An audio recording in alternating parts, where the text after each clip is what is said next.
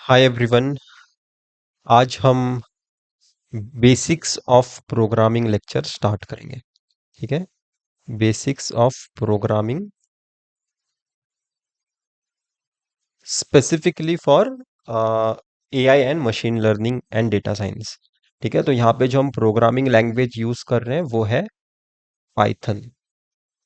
Okay, तो Python ही हम क्यों सीख रहे हैं अगर आपको ये जानना है तो ऐसे बहुत सारे लाइब्रेरीज, ठीक है, ऐसे बहुत सारे लाइब्रेरीज आपको प्रोवाइड किए जाते हैं पाइथन प्रोग्रामिंग लैंग्वेज में, जो आपको AI, machine learning, data science के कॉन्सेप्ट्स अप्लाई करने में आपको मदद मिलता है एक तरह से। तो ये लाइब्रेरीज का अगर आप एडवांटेज लेना चाहते हो मैक्सिमम, तो आपको पाइथन प्रोग्रामिंग लैंग्वेज वो एडवांटेज देता है। तो ये सब क्या है सर, एआई मशीन लर्निंग सब क्या है? अगर आप एआई को देखना चाहते हो ना, तो आप ऐसा देख सकते हो कि एक एक दुनिया है, उसके अंदर आप एआई समझ सकते हो, या फिर एक सर्कल है उसके अंदर एआई समझ सकते हो। और उसी के अंदर आपका और एक सर्कल आता है, जो आता है आपका मशीन लर्निंग। तो मशीन लर्निंग आप एक तरह से देख सकते हो सबसेट ऑफ एआई है, राइट? आप क्या देख सकते हो यहाँ पे, आपका एआई सबसे बड़ा सर्कल है, उसके अंदर का एक हिस्सा मशीन लर्निंग है। तो आपको ऐसा इमेजिन करना है सर कि आपका एआई दो कैटेगरीज में डिवाइडेड है। सबसे पहला कैटेगरी ये, और दूसरा कैटेगरी एमएल। मेरे हिसाब से बहुत लोग आपको ये डिफरेंस कभी बता ही नहीं पाते। ठीक है, जो मैंने अभी आपको बताया है, आपको यहाँ पे बहुत ही इंपॉर्टेंट है समझना कि आपका आर्टिफिशियल इंटेलिजेंस दो पार्ट्स में डिवाइडेड है। आप देख सकते हो part one and part one जो है वो है rule based AI, rule based AI. और पार्ट टू जो है आपका machine learning based AI. Normally आपको हर वीडियो में जो कहानी बताया जाता है वो मशीन लर्निंग बेस्ड एआई के बारे में ही बताया जाता है। कोई भी आपको रूल बेस्ड एआई के बारे में कभी कुछ बताता ही नहीं है। तो इन दोनों में डिफरेंस क्या, अगर मैं आपको बताऊं, रूल बेस्ड एआई में ट्रेनिंग ऑफ डेटा इंपॉर्टेंट है। Training of data,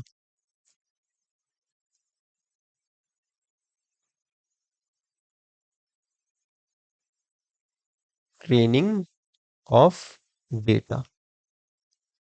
but rule based AI में ट्रेनिंग ऑफ डेटा होता नहीं है।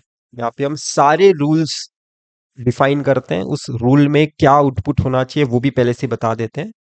तो इस तरह से रूल बेस्ड एआई बहुत ही अलग है मशीन लर्निंग बेस्ड एआई से। पर अभी तक जो भी मैक्सिमम डेवलपमेंट हो रहा है, मैक्सिमम जो हम रिलायबल सिस्टम बता सकते हैं वो machine learning based AI system से बताते हैं। तो इसलिए मशीन लर्निंग बेस्ड एआई के बारे में आपको हमेशा पता है।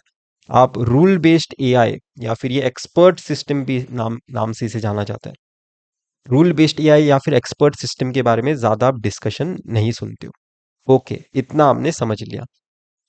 अब मैं आपको बताना चाहता हूं कि अगर आप पाइथन सीखना चाहते हो, अगर आप पाइथन सीखना चाहते हो, आपको एक सॉफ्टवेयर है जो आपको यूज करना होगा, वो है एनाकोंडा। तो एनाकोंडा किस तरह से इंस्टॉल करना है, उसका क्या एडवांटेज है, वो सब मैं आपको बताता हूँ। इंस्टॉल कैसे करना है वो तो मैं आपको थोड़ी देर में बताऊंगा, पर एनाकोंडा का एडवांटेज क्या मिलेगा। जैसे आप एनाकोंडा इंस्टॉल करते हो, आपको वो जुपिटर नोटबुक प्रोवाइड करता है।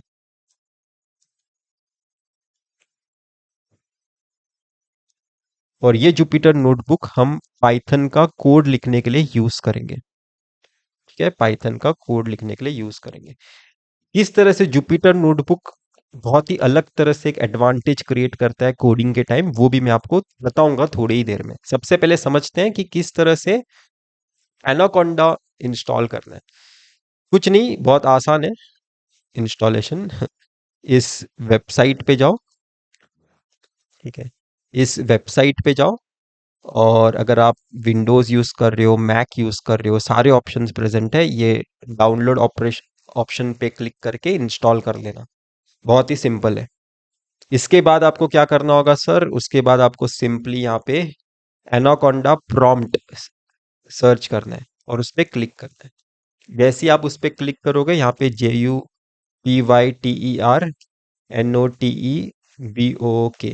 नोटबुक, ये आप तभी लिखना यहाँ पे जब ये आपने इंस्टॉल कर लिया। सिर्फ डाउनलोड करने के बाद अगर आप लिखने जाओगे, कुछ मीनिंग नहीं है। इंस्टॉल करना है।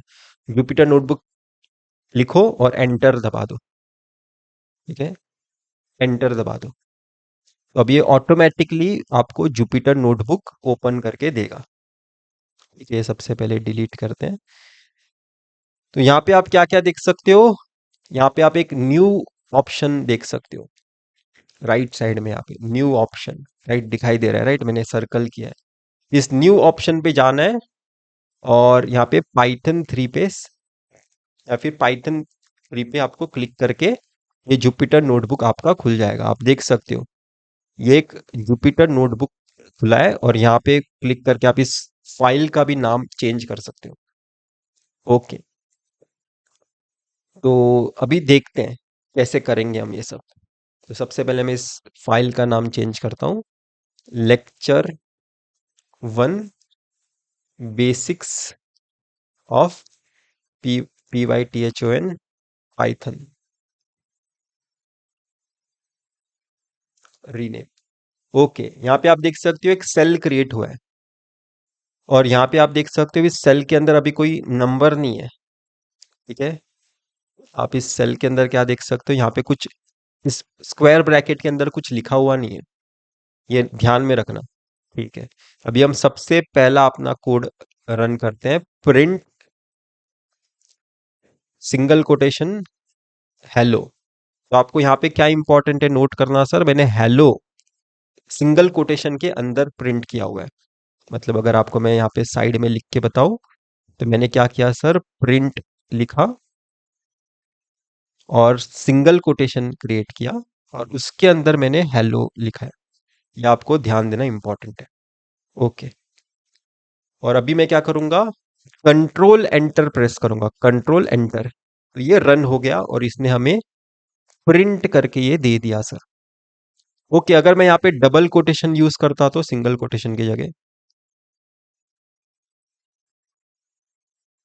और अभी मैं अगर कंट्रोल एंटर प्रेस करूँ तो भी ये मुझे रन करके दे रहा है। तो अभी हम वापस से देखते हैं हमने क्या किया। हमने सबसे पहले बार हमने सबसे पहले बार क्या किया था? ये वाला आउटपुट देखा। उसके बाद हमने प्रिंट डबल कोटेशन के अंदर हेलो प्रिंट करके देखा, और वो भी हमारा अच्छी तरीके से रन हो पाया। तो हमने कितने बार रन किया सर? ये वाला सेल, इसे हम एक सेल के नाम से जानते हैं। ठीक है, ये जो खुला है ना, इसे हम एक सेल के नाम से जानते हैं। तो हमने एक टाइम यहाँ पे सेल को रन किया, वापस दूसरे टाइम यहाँ पे उसी सेल को रन किया डबल कोटेशन डाल के। तो इसलिए आप यहाँ पे देख सकते हो स्क्वायर ब्रैकेट के अंदर 2 आ चुका है। अगर आप इसे अगर वापस से रन करोगे, कंट्रोल एंटर, ठीक है रुको, कंट्रोल एंटर तो 3 आ जाएगा। वापस से अगर रन करोगे कंट्रोल एंटर 4 आ जाएगा। वापस से रन करोगे कंट्रोल एंटर 5 आ जाएगा। तो ये चीज आपको समझ में आना चाहिए कि स्क्वायर ब्रैकेट के अंदर क्या बताया जाता है कि कितने बार आपने इस सेल को रन किया है, जो ज्यादा कुछ आपके लाइफ में मीनिंगफुल नहीं है। ठीक है, ओके, तो ये सब डिलीट करते हैं। और अगर मैं ये डबल कोटेशन नहीं डालूंगा या फिर सिंगल कोटेशन भी नहीं डालूंगा तो क्या होगा, वो भी एक बार देखते हैं। कंट्रोल एंटर, एरर आ जाएगा। ठीक है, क्योंकि ये एक टेक्स्ट है। जब भी आपको टेक्स्ट प्रिंट करना है तो वो डबल कोटेशन के अंदर होना चाहिए या फिर सिंगल कोटेशन के अंदर। कंट्रोल एंटर, तो ये प्रिंट हो जाता है। फॉर एग्जाम्पल आपको इस लाइन को भी रन करना है, और उसके नीचे और एक सेल भी यहाँ पे क्रिएट हो जाना चाहिए ऑटोमेटिकली। तो कंट्रोल एंटर की जगह एल्ट एंटर प्रेस करो। तो क्या हुआ? ये वाला सेल भी रन हो गया, उसका आउटपुट आ गया हेलो, और नीचे और एक सेल क्रिएट हो गया ऑटोमेटिकली। ओके, अब मैं डायरेक्टली ऐसा प्रिंट के अंदर हेलो नहीं लिखना चाहता हूं। मैं एक क्या करना चाहता हूं, यहाँ पे सबसे पहले बताते हैं। मैं क्या करना चाहता हूँ, सबसे पहले एक वेरिएबल लूंगा ए, उसके अंदर हेलो रखूंगा, फिर इस ए को प्रिंट करूंगा। ओके। तो अभी आपको डबल कोटेशन कहाँ पे डालना है सर? यहाँ पे डालना है या फिर यहाँ पे डालना है या फिर दोनों जगह डालना है? तो ये आपके लिए एक पहेली है, तो इसे सॉल्व करने का एक ही तरीका है कि सबसे बेस्ट तरीका होगा कि आप लिख के देखो, हेलो प्रिंट ए। ठीक है। तो अभी हमने डबल कोटेशन सिंगल कोटेशन कहीं भी नहीं डाला है। तो ये बता रहा है कि name hello is not defined, मतलब वो बता रहा है कि ये टेक्स्ट की तरह उसे नहीं देख रहा है। वो सोच रहा है कि हेलो नाम का भी कोई वेरिएबल है जो आपने पहले कभी डिफाइन ही नहीं किया। जैसे आप देख रहे हो ना, ए नाम का कुछ तो वेरिएबल है। ठीक है। तो ये सोच रहा है कि ये हेलो टेक्स्ट नहीं है, ऐसे ही कुछ तो हेलो नाम का वेरिएबल होगा, उससे मुझे ढूंढना है अभी इस दो सेल में। पर आपने ऐसा वेरिएबल कोई डिफाइन ही नहीं किया है। आपको इसे टेक्स्ट की तरह यूज करना है ना, तो इसे सिंगल कोटेशन या फिर डबल कोटेशन में होना जरूरी है। तो आपने टेक्स्ट को डबल कोटेशन में डाल दिया और उसे एक वेरिएबल बना दिया, उसके उसे एक वेरिएबल में स्टोर कर दिया, ऐसा हम समझ सकते हैं। और अभी उस वेरिएबल को आप प्रिंट कर रहे हो, तो एल्ट सॉरी कंट्रोल एंटर दबाया मैंने। तो कंट्रोल एंटर दबाने पे क्या हुआ, आप देख सकते हो हेलो प्रिंट होके आ गया है। तो एक बार आपने टेक्स्ट सिंगल कोटेशन या फिर डबल कोटेशन में डाल दिया है, उसके बाद वापस से यहाँ पे आपको single quotation double quotation use करने की जरूरत नहीं है, ऐसा हम समझ सकते हैं। ओके। तो आपने ये सीख लिया। क्या इसे मैं और कोई अलग तरीके से लिख सकता हूँ? मतलब फॉर एग्जाम्पल, ये कॉपी किया मैंने, यहाँ पे पेस्ट किया, और अगर मैं यहाँ पे सिर्फ ए लिखूं, इन दोनों कोड में क्या डिफरेंस है सर? यहाँ पे प्रिंट ए में यूज कर रहा हूँ, यहाँ पे सिर्फ ए यूज कर रहा हूँ। तो रन करके देखते हैं क्या डिफरेंस आता है। तो कंट्रोल एंटर, आप देख सकते हो कुछ तो डिफरेंस है डेफिनेटली। यहाँ पे भी हेलो प्रिंट हुआ है, यहाँ पे भी हेलो प्रिंट हुआ है, पर यहाँ पे कुछ तो आउटपुट करके लिख के बता रहे हैं। मतलब क्या है इसका, मैं आपको बताता हूँ। यहाँ पे जो ये हेलो प्रिंट हुआ ना, वो इस प्रिंट फंक्शन के कारण हुआ। पर यहाँ पे जो आप हेलो प्रिंट किए हो, एज अ आउटपुट प्रिंट किए हो, मतलब लास्ट लाइन में जो कुछ भी होगा आपके सेल के, वो उसका आउटपुट क्या है वो आपको बता रहा है। मतलब ए के अंदर क्या है वो आपको बता रहा है। ए के अंदर क्या है, हेलो नाम का टेक्स्ट है जो आपने सिंगल कोटेशन में लिखा हुआ है, वो आपको ऐसा उसने बता दिया।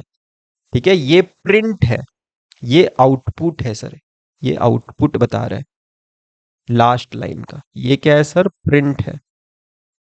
दोनों में डिफरेंस तो है, पर आप यूज दोनों को सेम तरह से भी कर सकते हो। मतलब आपको ए के अंदर क्या है जानना है, तो आप प्रिंट ए भी कर सकते हो, ए भी लिख सकते हो, क्योंकि आपको सिर्फ जानना है ना उसके अंदर क्या है। तो ज्यादा कुछ आपको वरी करने की जरूरत नहीं है। ओके।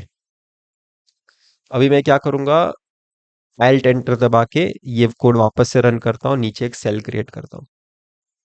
ओके। अगर मैं अभी a इक्वल टू हेलो वापस से यहाँ पे लिखूं और b इक्वल टू 10 लिखता हूं, मतलब मैंने एक वेरिएबल b डिफाइन किया है और उसके अंदर मैंने 10 वैल्यू स्टोर करने का डिसीजन लिया है। ओके।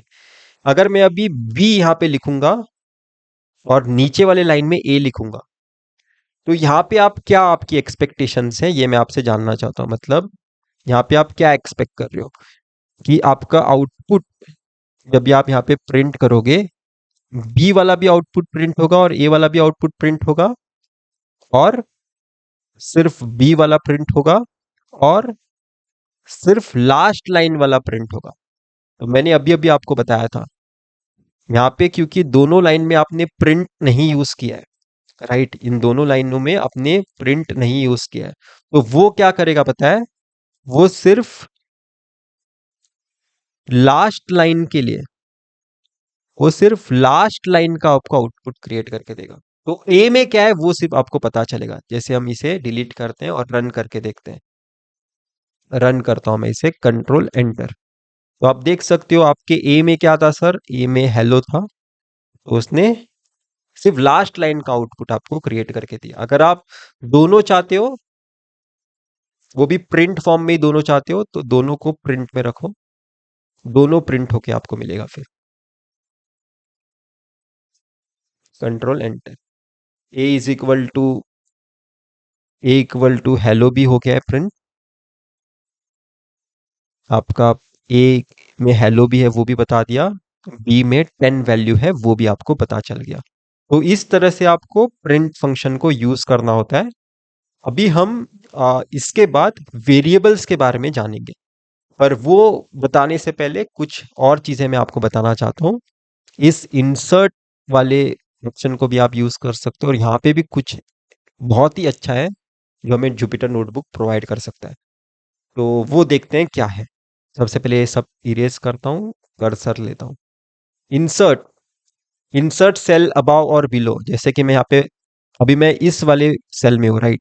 तो मैं इंसर्ट सेल बिलो करूंगा तो उसके नीचे एक सेल क्रिएट होगा। ओके। अगर मैं अभी इस सेल के ऊपर और एक ब्लैंक सेल क्रिएट करना चाहता हूँ, कौन से सेल के ऊपर सर, ये सेल के ऊपर मैं और एक ब्लैंक सेल क्रिएट करना चाहता हूँ, तो मुझे क्या करना है, सिंपली मैं क्या करूंगा, इस सेल पे सबसे पहले अपना लेके चला जाऊंगा कर्सर, और एंड इंसर्ट में इंसर्ट सेल अबाउ, तो एक ऊपर एक सेल क्रिएट हुआ है। फॉर एग्जाम्पल हमने क्या सीखा सर, हमने सीखा how to use print function. मतलब आप टेक्स्ट ऐड करना चाहते हो अपने जुपिटर नोटबुक में, तो इस सेल को आप एज अ टेक्स्ट यूज करना चाहते हो, राइट, कोड नहीं यूज करना चाहते हो, तो इस कोड वाले ऑप्शन की जगह मार्क डाउन करो। और अगर आप अभी इसे कंट्रोल एंटर प्रेस करोगे तो आप देख सकते हो एक टेक्स्ट क्रिएट हुआ है, how to use print function. और ये है सब हमने उसमें सीखा है, ऐसा हम बता रहे हैं। तो आप जो भी टेक्स्ट ऐड करना चाहते हो अच्छी तरीके से डॉक्यूमेंट कर सकते हो अपने कोड को, ताकि फ्यूचर में आप उसे वापस से समझ सको। तो ये आप आपको एक ब्यूटी मिलता है जुपिटर नोटबुक का। अगर आप इस टेक्स्ट को आप थोड़ा बड़ा लिखना चाहते हो, मैंने क्या किया आपको वापस बताता हूँ। मैं इसको वापस से एडिट करना चाहता हूँ इस टेक्स्ट को, तो उस पर 2 बार प्रेस करो, तो वापस से वो सेल खुल गया। अभी डबल हैशटैग उसके सामने डालो, और हैशटैग के बाद यहाँ पे एक स्पेस होना चाहिए, और अभी आप कंट्रोल एंटर प्रेस करो, तो आप देख सकते हो थोड़ा बड़ा फॉन्ट में बोल्ड लेटर्स में आया है। तो इस तरह से आप टेक्स्ट ऐड कर सकते हो। आप इनफैक्ट इसी कोड में भी टेक्स्ट ऐड कर सकते थे, हैश टैग प्रिंट हेलो। तो ये आप क्या कर रहे हो मैं आपको बता रहा हूं, ये वाला पार्ट एज ए कमेंट की तरह आप यूज कर रहे हो, ऐसे कमेंट की तरह आप यूज कर रहे हो अपने जुपिटर नोटबुक में, ऐसा आपको समझना है। तो मैंने आपको बहुत सारी चीजें बताई इस लेक्चर में, और मेरे हिसाब से आपको समझ आ चुकी होगी। अभी इसके बाद हम वेरिएबल्स वाला पार्ट डिस्कस करेंगे। ठीक है, वेरिएबल्स वाला पार्ट, वेरिएबल्स का हमने थोड़ा सा समझ आ गया है इसी लेक्चर में, मतलब इसी कोड में इतने पार्ट में हमने वेरिएबल्स भी डिस्कस किए हैं, पर वेरिएबल्स को थोड़ा और अच्छे से मैं डिस्कस करना चाहता हूँ, तो उसमें हम मिलते हैं। अब हम वापस आ गए हैं, और हम वेरिएबल्स के बारे में डिस्कस करना चाहते हैं अच्छे से। वेरिएबल्स, तो मुझे यहाँ पे क्या करना होगा, मुझे ये एक तरह से मैं टेक्स्ट ऐड कर रहा हूँ, तो इस कोड वाले ऑप्शन में आके मार्क डाउन पे सिलेक्ट करना होगा, और यहाँ पे एल्ट एंटर प्रेस करना होगा, तो एक फॉन्ट इंक्रीज हो गया और बोल्ड लेटर में वेरिएबल्स आ चुका है। तो वेरिएबल्स क्या होते हैं सर, एक बार अगर हम वापस से देखें हमने क्या किया था। वेरिएबल्स क्या होते हैं आप देख सकते हो, यहाँ इस वाले लाइन को देखो, आपने b इक्वल टू 10 बताया, राइट, आपने b इक्वल टू 10 बताया। तो एक तरह से आपने एक स्टोरेज बनाया है, और उसके अंदर आपने 10 वैल्यू रखा है, और b एक ऐसा वेरिएबल है जो आइडेंटिफिकेशन नंबर स्टोर करता है इस स्टोरेज का। ठीक है, तो b के b एक ऐसा वेरिएबल है जो लोकेशन की इंफॉर्मेशन रखता है जहां पे आपका 10 स्टोर है।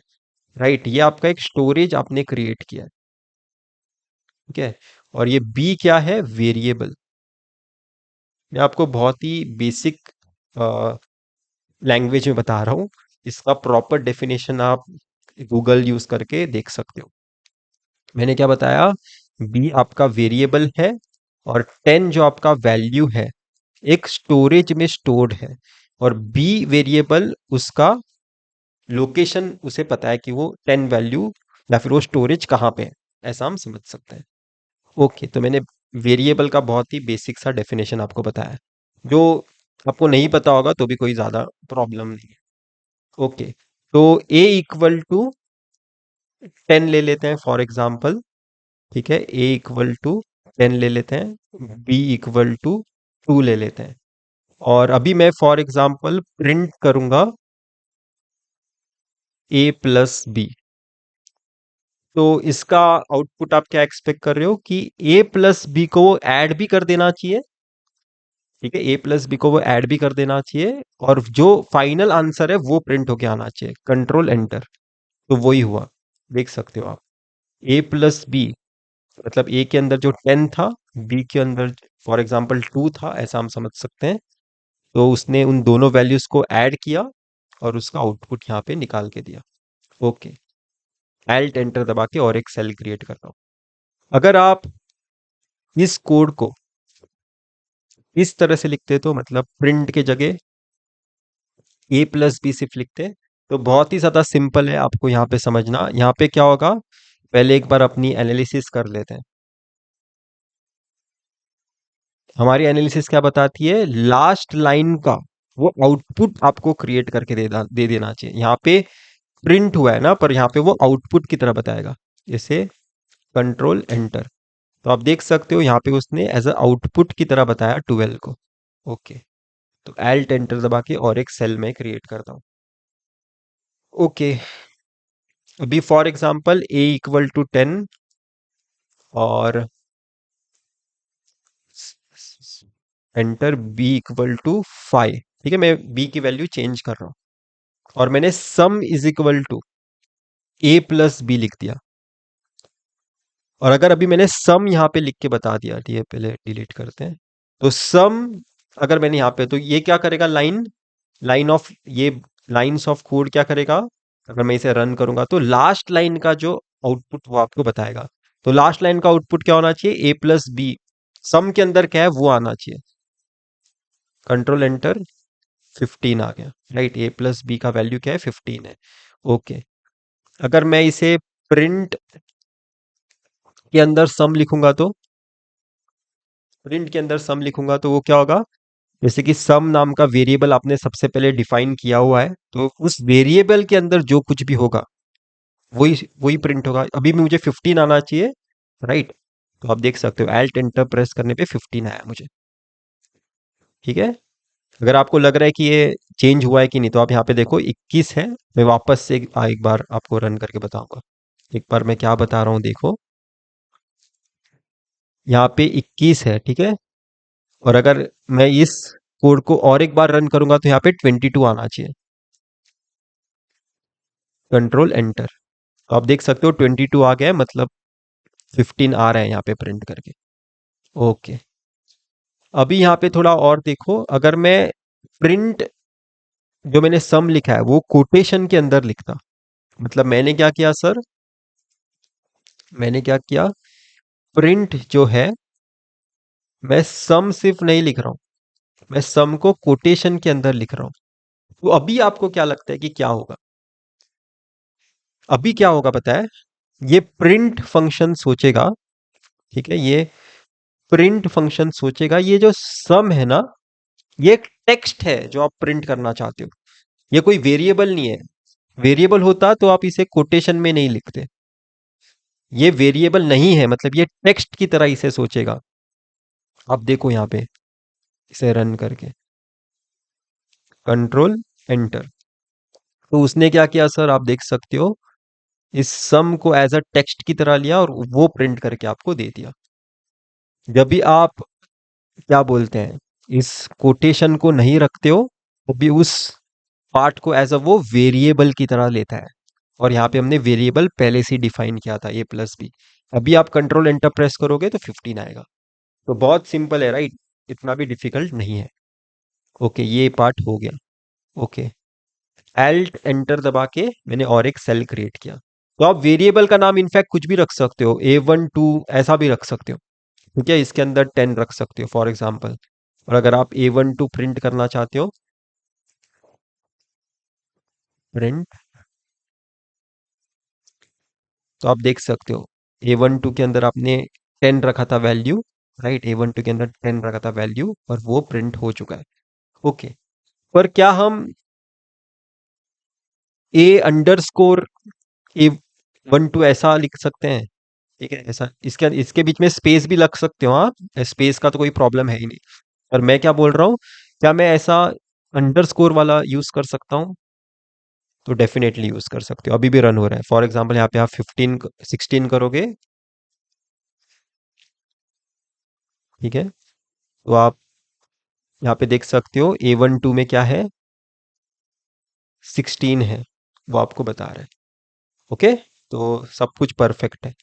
मतलब ये अंडरस्कोर भी हम यूज कर सकते हैं। मतलब मैं क्या बता रहा हूँ, अभी तक हमने क्या देखा था सर? अभी तक हमने देखा था कि a एज अ वेरिएबल हम यूज कर सकते हैं, फिर मैंने आपको बताया A1 2 as a variable name use कर सकते हो। अभी मैंने आपको बताया A_1 2 आप वेरिएबल यूज कर सकते हो। पर क्या हम 1 to a, मतलब नंबर्स पहले और बाद में अल्फाबेट, ऐसा यूज कर सकते हैं क्या वेरिएबल का नेम? तो ये भी चेक करके देख लेते हैं एक बार। तो 1 to a, 1 to a।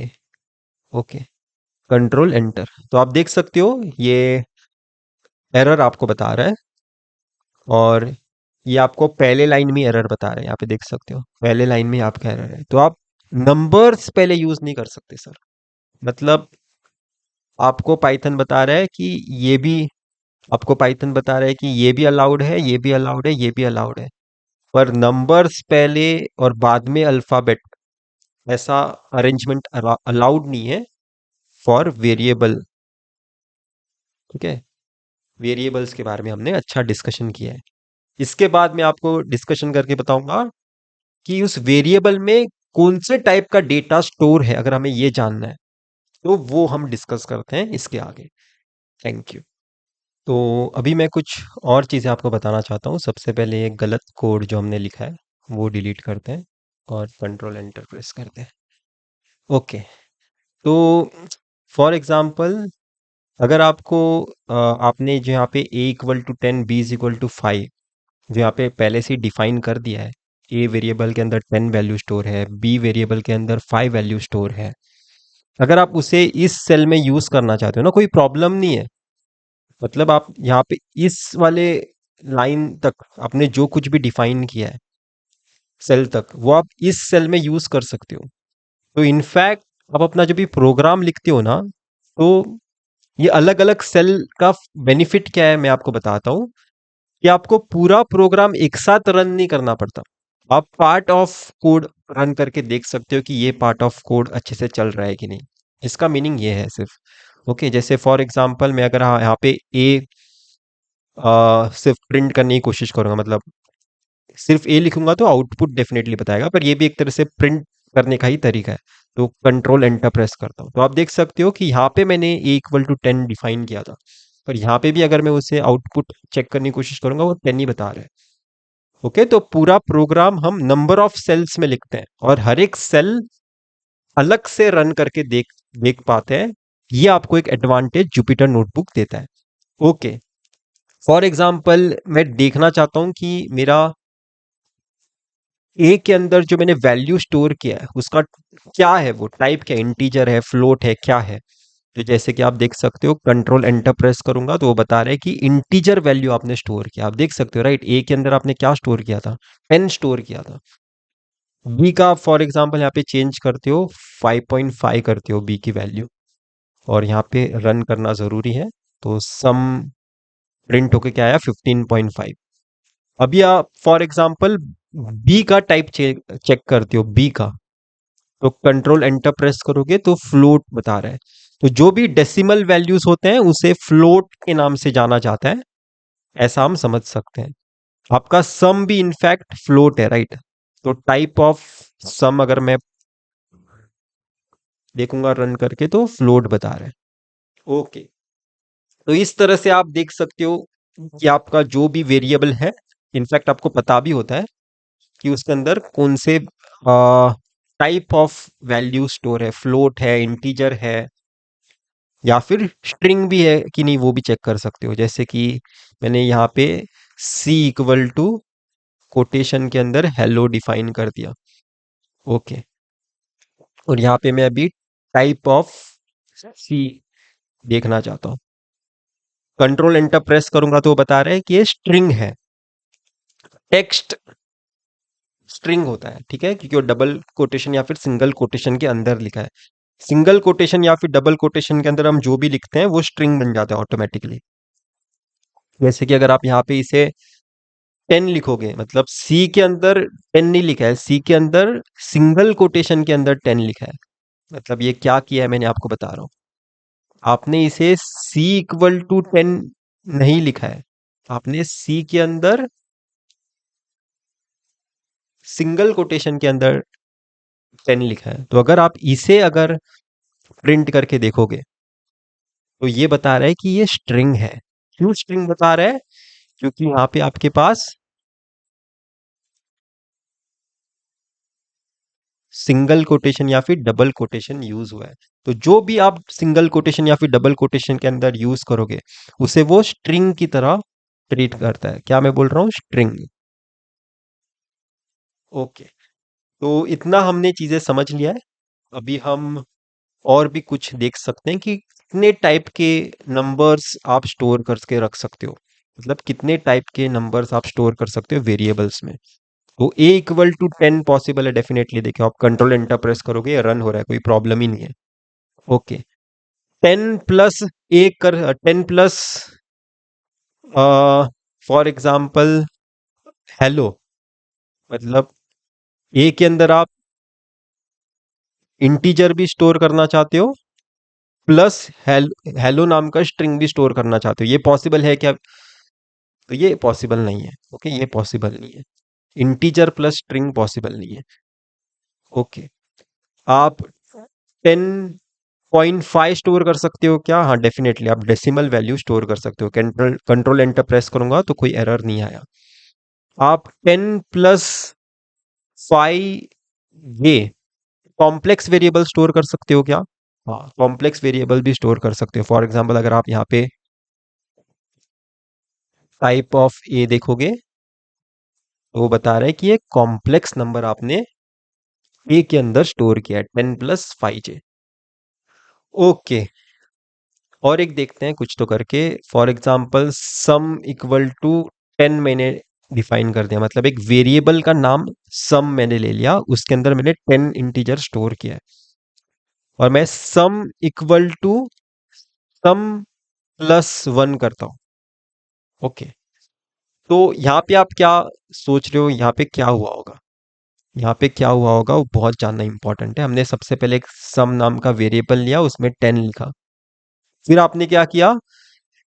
Some equal to sum plus 1, मतलब 10 प्लस 1, मतलब अभी 11 आ चुका होगा सम के अंदर, ऐसा हम सोच रहे हैं। तो इसे प्रिंट करके देखते हैं एक बार। प्रिंट सम, आप देख सकते हो सम के अंदर 11 आ चुके हैं। तो मैं आपको ये नहीं बताऊंगा कि एग्जैक्टली 10, मतलब 10 के ऊपर 11 ओवर राइट हुआ है कि नहीं, क्योंकि ये पाइथन में अलग तरह से काम करता है, सी प्लस में अलग तरह से काम करता है। पर आपको इतना समझ आ जाना चाहिए कि आपका सम सबसे पहले 10 आपने रखा था, फिर सम में ही आपने 1 ऐड कर दिया, और वो आपने वापस से सम के अंदर डालने का डिसीजन लिया है। तो आप जब भी प्रिंट करोगे सम तो वो 10 प्लस 1 आपको वैल्यू निकाल के देगा। मतलब समझ रहे हो? सम को पहले 10 बता दिया, फिर उसी सम में 1 ऐड कर दिया, और अभी वो वैल्यू बता दिया कि अब से ये सम होगा। ओके, तो आपको 11 यहाँ पे मिल गया। ओके, तो इतना पार्ट हमने समझ लिया है। और अभी मैं इसके बाद जो चीज डिस्कस करना चाहता हूँ वो होगा एरिथमेटिक ऑपरेशंस। यहाँ पे सबसे पहले मार्कडाउन पे जाते हैं और अभी हम डिस्कस करेंगे एरिथमेटिक ऑपरेशंस। एक नया सेल भी क्रिएट किया है मैंने यहाँ पे। ओके, एरिथमेटिक ऑपरेशंस डिस्कस करते हैं। तो अब हम देखते हैं किस तरह से हम एरिथमेटिक ऑपरेशंस परफॉर्म कर सकते हैं। फॉर एग्जांपल मैं 10+3 एडिशन परफॉर्म करना चाहता हूँ। तो अगर मैं कंट्रोल एंटर प्रेस करूँगा तो वो उसका आंसर मुझे निकाल के दे देता है। तो क्योंकि इस सेल का फर्स्ट लाइन और लास्ट लाइन सेम ही है तो उसने सिर्फ उसका आउटपुट निकाल के दे दिया 13। आप इसे वेरिएबल के अंदर भी स्टोर कर सकते थे, जैसे कि आप ए के अंदर 20 स्टोर कर रहे हो, बी के अंदर 3 स्टोर कर रहे हो और ए प्लस बी। तो अभी क्या होगा कि ए प्लस बी वेरिएबल के अंदर जो भी होगा वो आउटपुट को निकाल के दे रहा है 23। ओके, आप ए मल्टीप्लाइड बाय बी भी कर सकते हो। तो जब भी आपको मल्टीप्लिकेशन करना होता है सर, जैसे कि आपको ए मल्टीप्लाई बाय बी करना है, तो मल्टीप्लाई नाम का कोई आपके पास है नहीं ऑपरेटर, तो आप स्टार यूज करते हो मल्टीप्लिकेशन के लिए। This is for multiplication. ठीक है, तो ये वाला आपको कहाँ पे मिलता है सर? एट, एट जो न्यूमेरिक की है आपके कीबोर्ड में प्रेजेंट, उसमें ही आपको स्टार ऑपरेटर भी मिल जाता है। ओके, तो ये हो गया। अभी मैं इसका आउटपुट निकाल के बताता हूँ। जैसे आप देख सकते हो ए में 20 था, बी में 3 था, तो 20 × 3 क्या है? 60 आ गया। आप ए इक्वल टू 10 ले लो फॉर एग्जाम्पल अभी, एंड बी इक्वल टू 5 ले लो। आप ए डिवाइडेड बाई बी भी कर सकते हो। और डिवाइडेड के लिए आपको क्या यूज करना है सर? आपको डिवाइडेड के लिए ऐसा कुछ तो लिखना है। ओके, तो अगर आप यहाँ पे एल्ट एंटर प्रेस करोगे तो आपको 2 आंसर आया, जैसे कि आप यहाँ पे देख सकते हो। अगर आप यहाँ पे सिर्फ 2 चाहते हो तो आपको क्या करना है? आप इसे इंट के अंदर लिख सकते हो। जैसे कि आप देखोगे तो ये अभी सिर्फ इंटीजर वैल्यू बता रहा है, डेसिमल के बाद वाले वैल्यूज नहीं बता रहा है। मैंने क्या किया? सिर्फ इंट के अंदर लिख दिया। मतलब एक्चुअली क्या हुआ था, ये वाला आंसर 2.0 आ रहा था। तो मैं चाहता था कि मैं ये पॉइंट में मुझे आंसर नहीं चाहिए, तो मैंने क्या किया? उसे इंटीजर के अंदर लिख दिया। ठीक है, कुछ तरीका है जो आपको पता होना चाहिए अगर आप इंटीजर वैल्यूज चाहते हो। ओके, जैसे कि आप फॉर एग्जांपल ये नहीं लिखते तो क्या आ रहा था? 2.0। फॉर एग्जांपल इसे सी इक्वल टू लिखते हैं और सी प्रिंट करते हैं। सी का वैल्यू 2.0 है। अगर आप टाइप ऑफ सी देखोगे अभी तो आप पता चल जाएगा आपको कि एक फ्लोटिंग नंबर था। तो इसलिए आपने क्या किया? इसे इंटीजर में कन्वर्ट किया। ए डिवाइडेड बाय बी, मतलब ए डिवाइडेड बाय बी परफॉर्म करने के बाद इंटीजर वैल्यू आप चाहते हो, तो वो आपने सी में जो भी होगा वो इंटीजर वैल्यू होगा। ठीक है, टाइप ऑफ सी क्या है अभी? इंटीजर है, आप देख सकते हो। तो ऐसा कुछ आप कर सकते हो। उसके बाद अगर आप एक्सपोनेंशियल कुछ क्रिएट करना चाहते हो, ठीक है, एक्सपोनेंशियल, जैसे कि फॉर एग्जांपल मैं यहाँ पे लिखता हूँ, आप ए रेस टू बी क्रिएट करना चाहते हो। ठीक है, ए रेस टू बी, जहाँ पे ए का वैल्यू क्या होगा? 10 होगा फॉर एग्जांपल, और बी का वैल्यू फॉर एग्जांपल 2 होगा। तो आप क्या करना चाहते हो? 10 पावर 2, 100 आंसर है उसका। तो वो आप चाहते हो कोड करना, तो वो कैसे करोगे? ए इक्वल टू 10 लिखो, बी इक्वल टू 2 लिखो, और ए डबल स्टार बी। आप देख सकते हो आपको 100 आ गया। तो डबल स्टार क्यों यूज करते हैं सर हम? एक्सपोनेंशियल है हम ऐसा बताने के लिए। ठीक है, ए रेस टू बी है ऐसा बताने के लिए। ओके, अभी और एक ऑपरेटर के बारे में बताता हूँ आपको। सबसे पहले ए इक्वल टू 10 ले लेते हैं। एंड बी इक्वल टू 4 ले लेते हैं। अगर आप ए डिवाइडेड बाय बी करोगे तो इसका आंसर आपको पता ही है कि 2.5 आएगा। पर फॉर एग्जांपल आप इस डिवीजन को करते टाइम, ठीक है, इस ए डिवाइडेड बाय बी, ठीक है, ये करते टाइम इसका क्वोशंट पता करना चाहते हो क्या सर? क्वोशंट, अगर आप क्वोशंट की वैल्यू क्या है वो पता करना चाहते हो तो वो पता करने का भी एक तरीका है, और आप यहाँ पे डबल स्लैश यूज कर सकते हो जिसे फ्लोर ऑपरेटर के नाम से भी जाना जाता है। इस ऑपरेटर का क्या यूज है वो मैं आपको बता रहा हूँ। जैसे कि आप अगर 10 को डिवाइड करोगे 4 से तो 4 टू जा 8 आएगा, एंड 2 रिमाइंडर आएगा, एंड आपका 2 क्वेश्चन आएगा, राइट। तो अगर आप क्वेश्चन पता करना चाहते हो तो इसका ये तरीका है, ये ऑपरेटर को आप यूज कर सकते हो। तो अभी के लिए इसे डिलीट करते हैं और रन करके देखते हैं कि हमें 2 ही आंसर आता है कि नहीं। कंट्रोल एंटर, तो आप देख सकते हो कि 2 आंसर मुझे आ चुका है। अभी फॉर एग्जांपल कुछ पाइथन के रूल्स हैं वो जो फॉलो करता है वो मैं आपको बताता हूँ। 2 + 3 मल्टीप्लाइड बाय 5। तो अभी थोड़ा इसे देखते हैं कि ये क्या है। अगर आप यहाँ पे देखोगे 2 + 3 मल्टीप्लाइड बाय 5, तो पाइथन के पास दो दो ऑप्शंस हैं। एक तो वो सबसे पहले 2 + 3 करेगा और इसे मल्टीप्लाई करेगा 5 से, तो ये क्या आएगा 5 × 5, जो आएगा आंसर 25। या फिर और एक ऑप्शन है उसके पास कि सबसे पहले 3 × 5 करे, जिसका आंसर 15 आता है, और 15 में बाद में 2 वो ऐड करे, ठीक है, 15 में बाद में वो 2 ऐड करे तो वो 17 आएगा। तो इस तरह से आपके पास दो ऑप्शंस हैं, तो इस दोनों में से वो कौन सा चूज करेगा अगर आप ये जानना चाहते हो तो सबसे बेस्ट तरीका है कि इसे रन करके देखो। एल्ट एल्ट एंटर, तो आप देख सकते हो कि उसने 17 वाला रास्ता चुना सर, ये वाला रास्ता चुना। कौन सा वाला सर? ये वाला रास्ता चुना। तो ऐसा क्यों हुआ? क्योंकि वो पाइथन में हम अगर देखेंगे सबसे पहले वो मल्टीप्लिकेशन को इंपॉर्टेंस देता है, और उसके बाद वो बाकी सारे ऑप्शन ऑपरेटर्स को इंपॉर्टेंस देगा, ठीक है। अगर आप कंफ्यूजन नहीं चाहते हो तो आप बेस्ट तरीका क्या होगा कि 3 × 5 ब्रैकेट में भी लिख सकते थे, जैसे कि इसे सबको डिलीट कर देते हैं।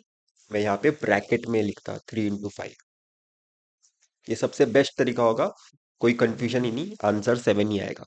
ओके, इसके बाद फॉर एग्जाम्पल आप 2 × 5 ÷ 10, तो इसमें कोई कंफ्यूजन नहीं है। अगर आप मल्टीप्लिकेशन भी पहले करोगे या फिर अगर आप 5 ÷ 10 भी पहले करोगे तो भी आपका आंसर सेम ही होगा, तो इसमें कोई डिफिकल्टी नहीं होना चाहिए आपको।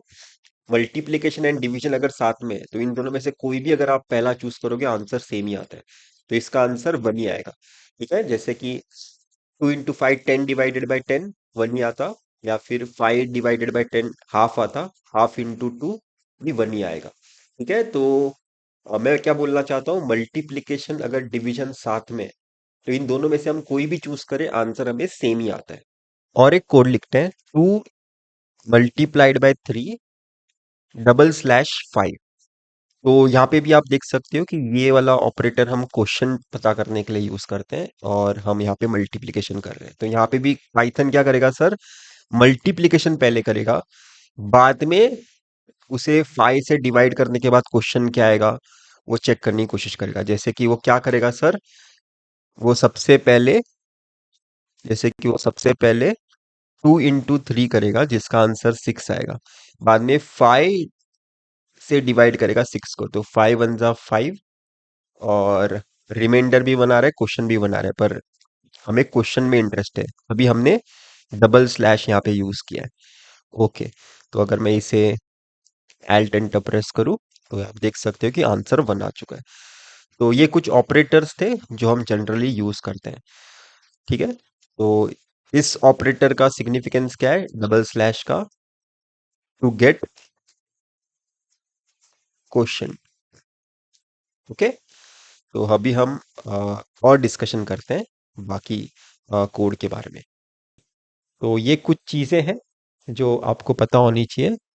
पर अगर आप यहाँ पे देखोगे कुछ इतना इंटरेस्टिंग नहीं है ये, मतलब अभी तक हमने कुछ इंटरेस्टिंग काम किया नहीं है, क्योंकि हमने क्या किया, हमने खुद से ए और बी के वैल्यूज डाले यहाँ पे, राइट।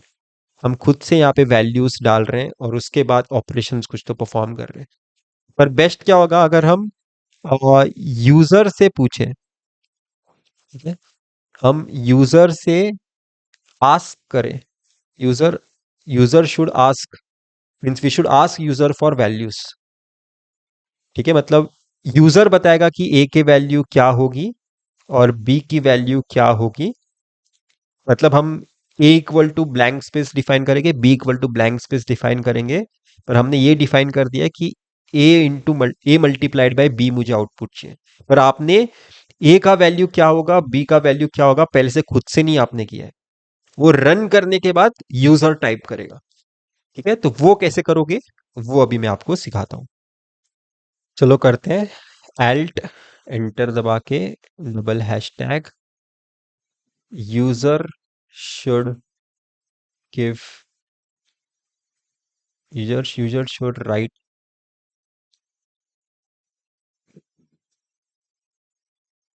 इनपुट वैल्यूज,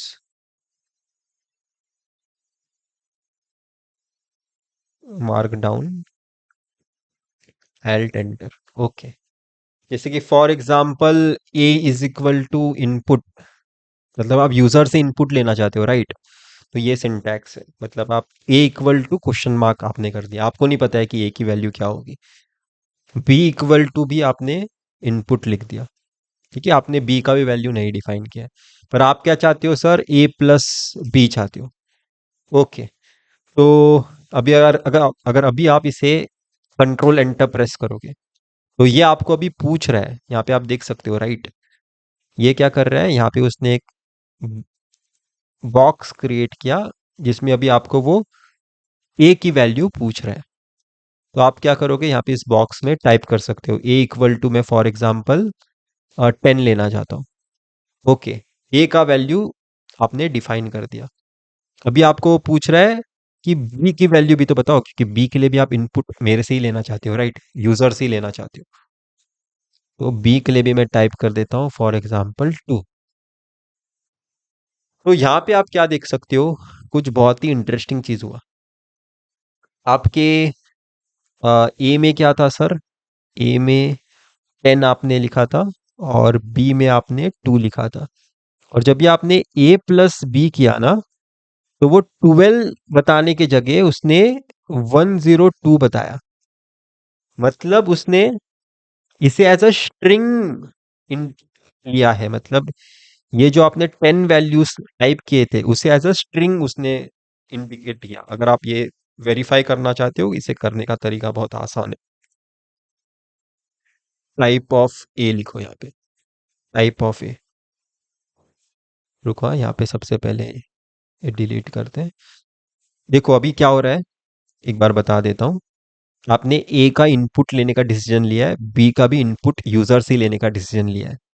और आप जो भी यहाँ पे अभी रन करने के बाद आपको पूछ रहा है ए का वैल्यू आप टाइप करो, तो ए का वैल्यू मैं अब पहले की तरह ही 10 टाइप कर रहा हूँ। ओके, और बी का भी तो आप वैल्यू लेना चाहते हो, राइट, बी का भी वैल्यू लेना चाहते हो, बी का वैल्यू मैं 2 लेना चाहता हूँ। तो आप यहाँ पे क्या देख सकते हो, क्या हुआ एग्जैक्टली, ए का वैल्यू आपने टाइप किया, बी का भी वैल्यू टाइप किया, और उसके बाद आपने लास्ट लाइन आपका क्या था, टाइप ऑफ ए। तो आपने ए में क्या स्टोर किया था सर, 10 स्टोर किया था, पर उस 10 को आप किस तरह से, आपका पाइथन का कोड ले रहा है, वो आप देखना चाहते थे, इसलिए आपने टाइप ऑफ ए लिखा था। तो वो स्ट्रिंग की तरह देख रहा है, इसे इंटीजर वैल्यूज की तरह नहीं देख रहा है।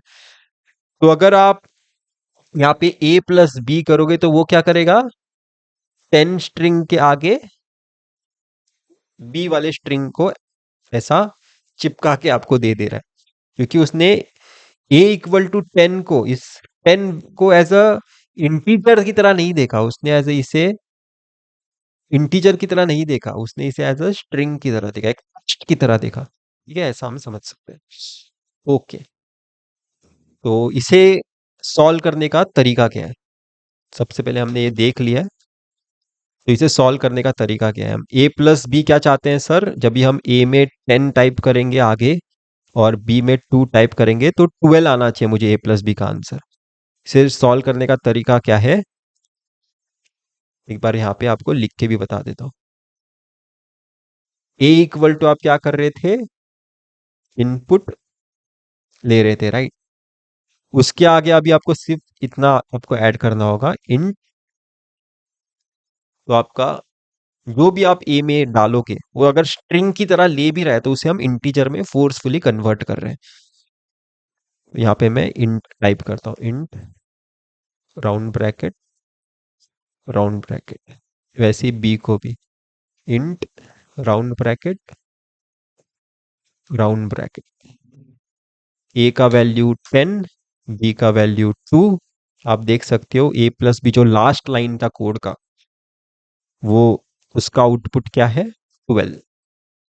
तो हमने अभी तक देखा कि किस तरह से आप यूजर से भी इनपुट ले सकते हो। यूजर से इनपुट लेने का क्या तरीका है सर? इनपुट, ये वाला सिंटैक्स आपको यूज करना होता है। कौन सा वाला सिंटैक्स सर? ये इनपुट राउंड ब्रैकेट। तो आप का वेरिएबल के अंदर का वैल्यू आप पहले से नहीं डिफाइन कर रहे हो। आप इस ए वेरिएबल का वैल्यू पहले से डिफाइन नहीं कर रहे हो, यूजर बाद में टाइप करेगा। ठीक है, यूजर से इनपुट ले रहे हो एक तरह से। तो बहुत मजा आया, राइट? अगर आप फॉर एग्जाम्पल इसे और एक तरीके से देखा जा सकता है। इसे वापस से एक बार ये सब डिलीट करते हैं, इसे वापस से एक बार रन करते हैं। पर इस बार मैं ए का वैल्यू ना 10.5 डालना चाहता हूँ, और तो एरर आ जाएगा। क्यों आया एरर? क्योंकि सबसे पहले जब भी आप ए का वैल्यू टाइप करते हो तो वो स्ट्रिंग की तरह लेता है, और उस स्ट्रिंग को आप इंटीजर में कन्वर्ट करना चाहते हो, पर वो है एक्चुअली फ्लोट, राइट? वो एक्चुअली फ्लोट वैल्यू है। तो यहाँ पे अगर आप फ्लोट वैल्यू टाइप करोगे तो यहाँ पे फ्लोट लिखना जरूरी है। ठीक है, अगर आप अभी आप ए के जगह 10.5 डालोगे कोई प्रॉब्लम नहीं होगा। बी के जगह भी अगर आप 0.5 डालोगे कोई प्रॉब्लम नहीं होगा। आंसर आपको 11 आ जाएगा। और आपका ए बी फ्लोट था, बी भी आपका फ्लोट था, इसलिए ए प्लस बी भी आपका फ्लोट ही आया है। ओके, पर अगर आप ए प्लस बी फ्लोट में नहीं चाहते हो, डेसिमल में नहीं चाहते हो, आप सिर्फ 11 प्रिंट करके चाहते हो ए प्लस बी में, तो आपको यहाँ पे इंट करना होगा। बहुत ही ज्यादा सिंपल है सब। ए के इसमें 10.5 मैं वापस से कंट्रोल एंटर प्रेस किया हूँ, ठीक है? तो ए में 10.5 डाला मैंने, बी में 0.5 डाल रहा हूँ, और ए प्लस बी 11.0 आया था, पर आपने उसको इंटीजर में कन्वर्ट करके 11 ही प्रिंट किया है यहाँ पे सिर्फ। तो मेरे हिसाब से चीज़ें आसान है, आप खुद भी करके देख सकते हो। तो इतना ही था हमारे पहले लेक्चर में, या फिर पहले पार्ट में, बेसिक्स ऑफ पाइथन के। इसका नेक्स्ट पार्ट हम डिस्कस करेंगे। Thank you. Hi everyone. आज हम बहुत ही इंटरेस्टिंग चीज़ें डिस्कस करेंगे, जैसे कि आप ओवर द लेक्चर क्या क्या चीज़ें सीखने वाले बता रहा हूँ। अभी हम कुछ पहले ऑपरेटर्स के बारे में डिस्कशन करेंगे, ठीक है? और उसके बाद हम कंडीशंस कैसे कोड कर सकते हैं पाइथन में, वो सीखेंगे, using if else, using nested if else, using while, using nested while. ये सारी चीज़ें हम सीखेंगे, ठीक है? तो वो स्टार्ट करने से पहले अब तक हमने क्या सीखा सर? हमने डेटा टाइप्स सीखे, सबसे इम्पोर्टेंट टॉपिक। और डेटा टाइप्स में हमने क्या सीखा कि आपका डेटा इंटीजर टाइप का हो सकता है, आपका डेटा फ्लोट फ्लोटिंग डेसिमल जैसा हो सकता है, आपका डेटा कॉम्प्लेक्स नंबर के फॉर्म में हो सकता है।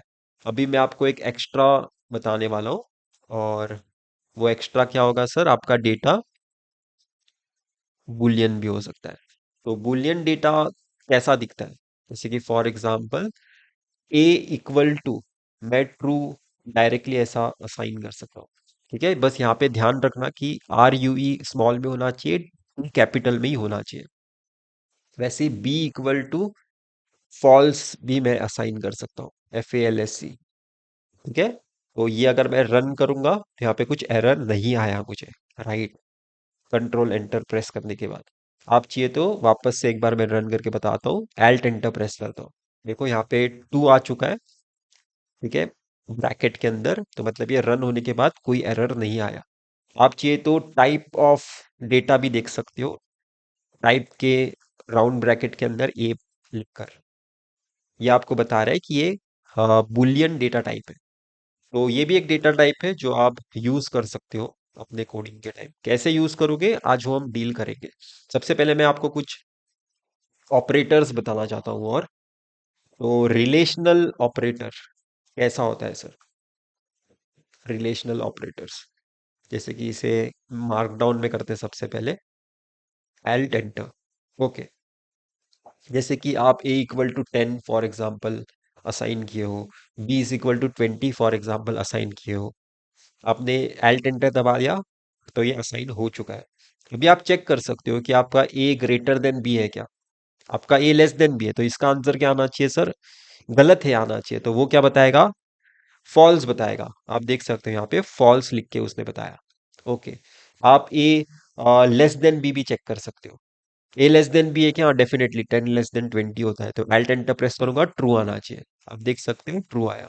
ओके, आप ए इक्वल टू बी कैसे चेक करोगे सर? 2 बार इक्वल टू साइन प्रेस करके, ठीक है, 2 बार। एल्ट एंटर प्रेस करोगे, फॉल्स आया। नॉट इक्वल टू कैसे चेक करोगे? 1 के ऊपर जो साइन होता है वो इक्वल टू बी, मतलब नॉट इक्वल टू आप चेक कर रहे हो। एल्ट एंटर प्रेस करोगे, ट्रू आएगा। डेफिनेटली 10 नॉट इक्वल टू 20 है, राइट, तो ये ट्रू आ गया। ए लेस देन इक्वल टू भी आप चेक कर सकते हो, मतलब लेस देन है और इक्वल टू है तो भी आपका आंसर ट्रू आना चाहिए। तो इसमें डेफिनेटली ए लेस देन 20 है, राइट, 10 लेस देन 20 है, तो यहाँ पे ट्रू आना चाहिए। एल्ट एंटर प्रेस करो, ट्रू आ गया। आप ग्रेटर देन इक्वल टू भी चेक कर सकते हो, greater than equal to b, तो इसका आंसर फॉल्स आना चाहिए, फॉल्स आ गया। तो ये कुछ रिलेशनल ऑपरेटर्स थे जो टाइम आने पे हम प्रॉपर जगह पे यूज करेंगे। अभी मैं आपको लॉजिकल ऑपरेटर्स कुछ बताना चाहता हूँ।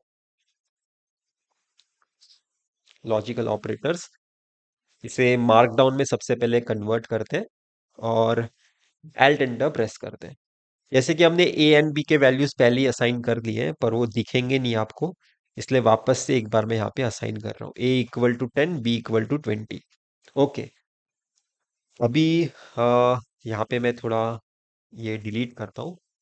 तो लॉजिकल ऑपरेशंस कौन कौन से आपके पास होते हैं सर, एक बार डिस्कस कर लेते हैं। जिन्होंने डिजिटल लॉजिक पढ़ा है उन्हें थोड़ा आइडिया होगा। लॉजिकल ऑपरेशंस आपके पास और कंडीशन होती है सर, एक एक एंड कंडीशन होती है और एक नॉट कंडीशन होती है। तो और कंडीशन में क्या होता है सर, जैसे कि अगर आप दो इनपुट लोगे, ए एंड बी, और उसके रेस्पेक्ट में एक आउटपुट प्रोड्यूस कर रहे हो, जैसे कि ए की वैल्यू ट्रू भी हो सकती है, मतलब ए की वैल्यू ट्रू, बी की वैल्यू ट्रू, ये एक कंडीशन हो सकती है। ए की वैल्यू ट्रू, बी की वैल्यू फॉल्स, ये एक कंडीशन हो सकती है। ए की वैल्यू फॉल्स, बी की वैल्यू ट्रू, ये एक कंडीशन हो सकती है। दोनों की वैल्यू फॉल्स, ये भी एक कंडीशन हो सकती है। ओके, अभी इसे थोड़ा समझते हैं। आपका और मतलब क्या है? मतलब दोनों में से एक भी ट्रू हो गया तो भी आपका आउटपुट आप ट्रू बता दोगे। और का मीनिंग यही होता है, राइट, दोनों में से एक, दोनों में से एक भी होगा तो भी चलेगा, मतलब तुम आओ या फिर तुम्हारा दोस्त आए मुझे मदद करने, तो भी मेरी मदद हो ही जाएगी, राइट। तो यहाँ पे आप देख सकते हो, यहाँ पे तो दोनों ट्रू है तो मेरी मदद हो जाएगी, तो ये ट्रू है। यहाँ पे ट्रू है, एक भी ट्रू है तो मदद हो जाती है। यहाँ पे भी एक ट्रू है तो भी मदद हो जाती है। इन दोनों में एक भी ट्रू नहीं है, मतलब दोनों भी मेरे को मदद करने आएंगे नहीं, तो मेरी मदद होगी कैसे? तो यहाँ पे फॉल्स। ओके, तो और में हमने क्या देखा सर? अगर और में हमने क्या देखा, एक बार वापस देख लो। दोनों में से, दोनों इनपुट में से एक भी ट्रू हो गया तो आपका आउटपुट ट्रू हो जाता है। दोनों अगर फॉल्स है तो आपका आउटपुट फॉल्स होगा तब। ओके, अभी हम वैसे ही एंड देख लेते हैं। एंड, यहाँ पे भी ए लेते हैं इनपुट, बी लेते हैं अनदर इनपुट और एक आउटपुट। तो यहाँ पे भी ट्रू ट्रू हो सकता है कंडीशन, ट्रू फॉल्स हो सकता है कंडीशन, एक फॉल्स एक दूसरा ट्रू हो सकता है, और ये भी फॉल्स हो सकता है। अभी एंड ऑपरेशन को थोड़ा समझते हैं। एंड ऑपरेशन मतलब क्या? मुझे तुम भी चाहिए हो और तुम्हारा दोस्त भी चाहिए, दोनों चाहिए मुझे, तब मेरा मदद होगा, क्योंकि मेरा काम बड़ा है। एंड मतलब दोनों होना इंपॉर्टेंट है, राइट? तो यहाँ पे दोनों हो गए बोल रहे हैं, तो यहाँ पे आउटपुट ट्रू होगा। यहाँ पे एक नहीं होगा बोल रहा है तो मेरा मदद नहीं होगा, यहाँ पे भी एक नहीं होगा बोल रहा है तो मेरा मदद नहीं होगा, यहाँ पे भी दोनों नहीं होगे बोल रहे हैं तो मेरा मदद नहीं होगा। तो एंड ऑपरेशन में हमने क्या देखा सर? एंड ऑपरेशन में हमने देखा कि जब तक दोनों ट्रू नहीं होगे तब आउटपुट ट्रू नहीं हो सकता। ओके, अब मैं आपको नॉट ऑपरेशन दिखाना चाहता हूँ। नॉट ऑपरेशन कैसा होता है? अगर आपका एक ही इनपुट है, ठीक है, एक इनपुट ट्रू है तो आउटपुट उसका क्या होगा? फॉल्स होगा। अगर मतलब उल्टा होगा, एक तरह से, अगर इनपुट आपका फॉल्स होता तो आउटपुट ट्रू हो जाता। ठीक है, ओके। तो ये सब हमने समझ लिया है। अभी हम कर सकते हैं लॉजिकल ऑपरेशंस जो हम चाहते हैं। आप मेरे हिसाब से लेक्चर वापस से पीछे जाके अपने नोटबुक पे लिख सकते हो। ओके, C1 में डिफाइन कर रहा हूं, जो है ए ग्रेटर देन 10, एक कंडीशन है। C2 में डिफाइन कर रहा हूं बी ग्रेटर देन 10। ठीक है, C1 क्या ऐसा केस है जहां पे ए की वैल्यू ग्रेटर देन 10 होगा, ऐसा बता रहा हूं। और C2 कैसा केस है जहां पे बी की वैल्यू ग्रेटर देन 10 होगा, ऐसा मैं बता रहा हूं। ठीक है, ओके। यहाँ पे मैं C1 C2 की वैल्यू चेक नहीं किया, आप चाहिए तो चेक कर सकते हो। C1 क्या आएगा? डेफिनेटली फॉल्स आएगा। ओके, C2 क्या आएगा? डेफिनेटली ट्रू आएगा, क्योंकि बी की वैल्यू 20 थी, आपने ग्रेटर देन 10 से कंसीडर किया केस में, तो डेफिनेटली C2 आपका ट्रू आ गया। पर ये इंपॉर्टेंट नहीं है यहाँ पे। ओके, मैं क्या करना चाहता हूं? C1 एंड C2, इसका आंसर क्या आएगा? आपको पता है राइट? ये वाले का आंसर क्या आया था? फॉल्स आया था। और उसके नीचे वाले कंडीशन का आंसर क्या आया था? ट्रू आया था। तो फॉल्स एंड ट्रू, एंड में क्या इंपॉर्टेंट है? दोनों हो गए तब मेरा मदद होगा, राइट? मैंने बताया था, तो इसका आंसर आएगा फॉल्स। ओके, मेरे हिसाब से ये आप समझ गए हो। तो अभी और वाला कंडीशन देखते हैं, मतलब फॉल्स और ट्रू। और वाले कंडीशन में एक भी ट्रू हो गया तो आंसर ट्रू हो जाता है। आप देख सकते हो यहाँ पे ट्रू हो गया आंसर। और अगर आप नॉट C1 टाइप करोगे तो क्या आएगा? जैसे C1 का आंसर आपको पता है फॉल्स है, तो नॉट C1 का आंसर क्या होगा? ट्रू होगा। वैसे ही आपको C2 का आंसर पता है क्या है? ट्रू है। तो नॉट C2 क्या होगा? फॉल्स। ओके, मेरे हिसाब से आप लॉजिकल ऑपरेटर्स भी समझ चुके हो। अभी हमारे लेक्चर का सबसे इंपॉर्टेंट एक तरह से एस्पेक्ट आता है, जो है dealing with if else. If else condition, ये बहुत ही इंपॉर्टेंट है, क्योंकि ये आपको एक्चुअल में मशीन लर्निंग में यूज होगा। ठीक है, मैं अपने कोर्स में भी इसे यूज करता हूँ, और आप भी इसे यूज करना सीखोगे तो ज्यादा अच्छा है आपके लिए। जैसे कि मैं फॉर एग्जांपल आ एक ऐसा आपको प्रॉब्लम स्टेटमेंट दे रहा हूँ। प्रॉब्लम स्टेटमेंट क्या है? ए का वैल्यू फॉर एग्जांपल 10 है, मैंने पहले ही डिसाइड कर लिया। अगर ए ग्रेटर देन 10 होगा, ठीक है, या फिर बेस्ट क्या होगा कि हम खुद से नहीं डिसाइड करेंगे, बेस्ट क्या होगा कि हम खुद से नहीं डिसाइड करेंगे, यूजर को बोलेंगे टाइप करने, यूजर को बोलेंगे टाइप करने। और अगर ए का वैल्यू ग्रेटर देन 10 आता है तो मैं बोलूंगा, प्रिंट करूंगा गुड। अगर ए का value less than equal to 10 होता है तो मैं प्रिंट करूंगा बैड। ठीक है, ये मेरा प्रॉब्लम स्टेटमेंट है, मैं ये चाहता हूं। मैं ए का वैल्यू खुद नहीं डिसाइड करना चाहता सर, यूजर से लेना चाहता हूँ। और अगर यूजर का वैल्यू ग्रेटर देन 10 रहा, जो भी वो ए टाइप करेगा, तो मैं गुड प्रिंट करना चाहता हूँ। अगर ए का वैल्यू लेस देन 10 रहा तो मैं बैड प्रिंट करना चाहता हूँ। तो इसे कैसे करेंगे, एक बार देखते हैं। तो इंट इनपुट, राइट, सबसे पहले आपको यूजर से लेना है इनपुट ए का, तो मैंने ये वाला कोड लिख दिया। ओके, अभी आप यहाँ पे उसके इफ के साथ कैसे ये काम कर सकते हो वो मैं आपको बता रहा हूं। अगर ए ग्रेटर देन 10 रहा, ठीक है, आपने कंडीशन लिख दी।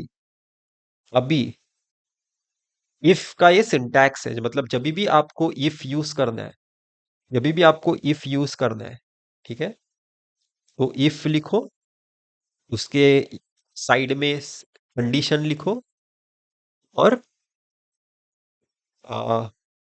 सेमी कॉलम ऐड करो। ओके, तो मैंने वही यहाँ पे सेमी कॉलम ऐड किया है, और ये मेरी कंडीशन है, और ये मेरा इफ है।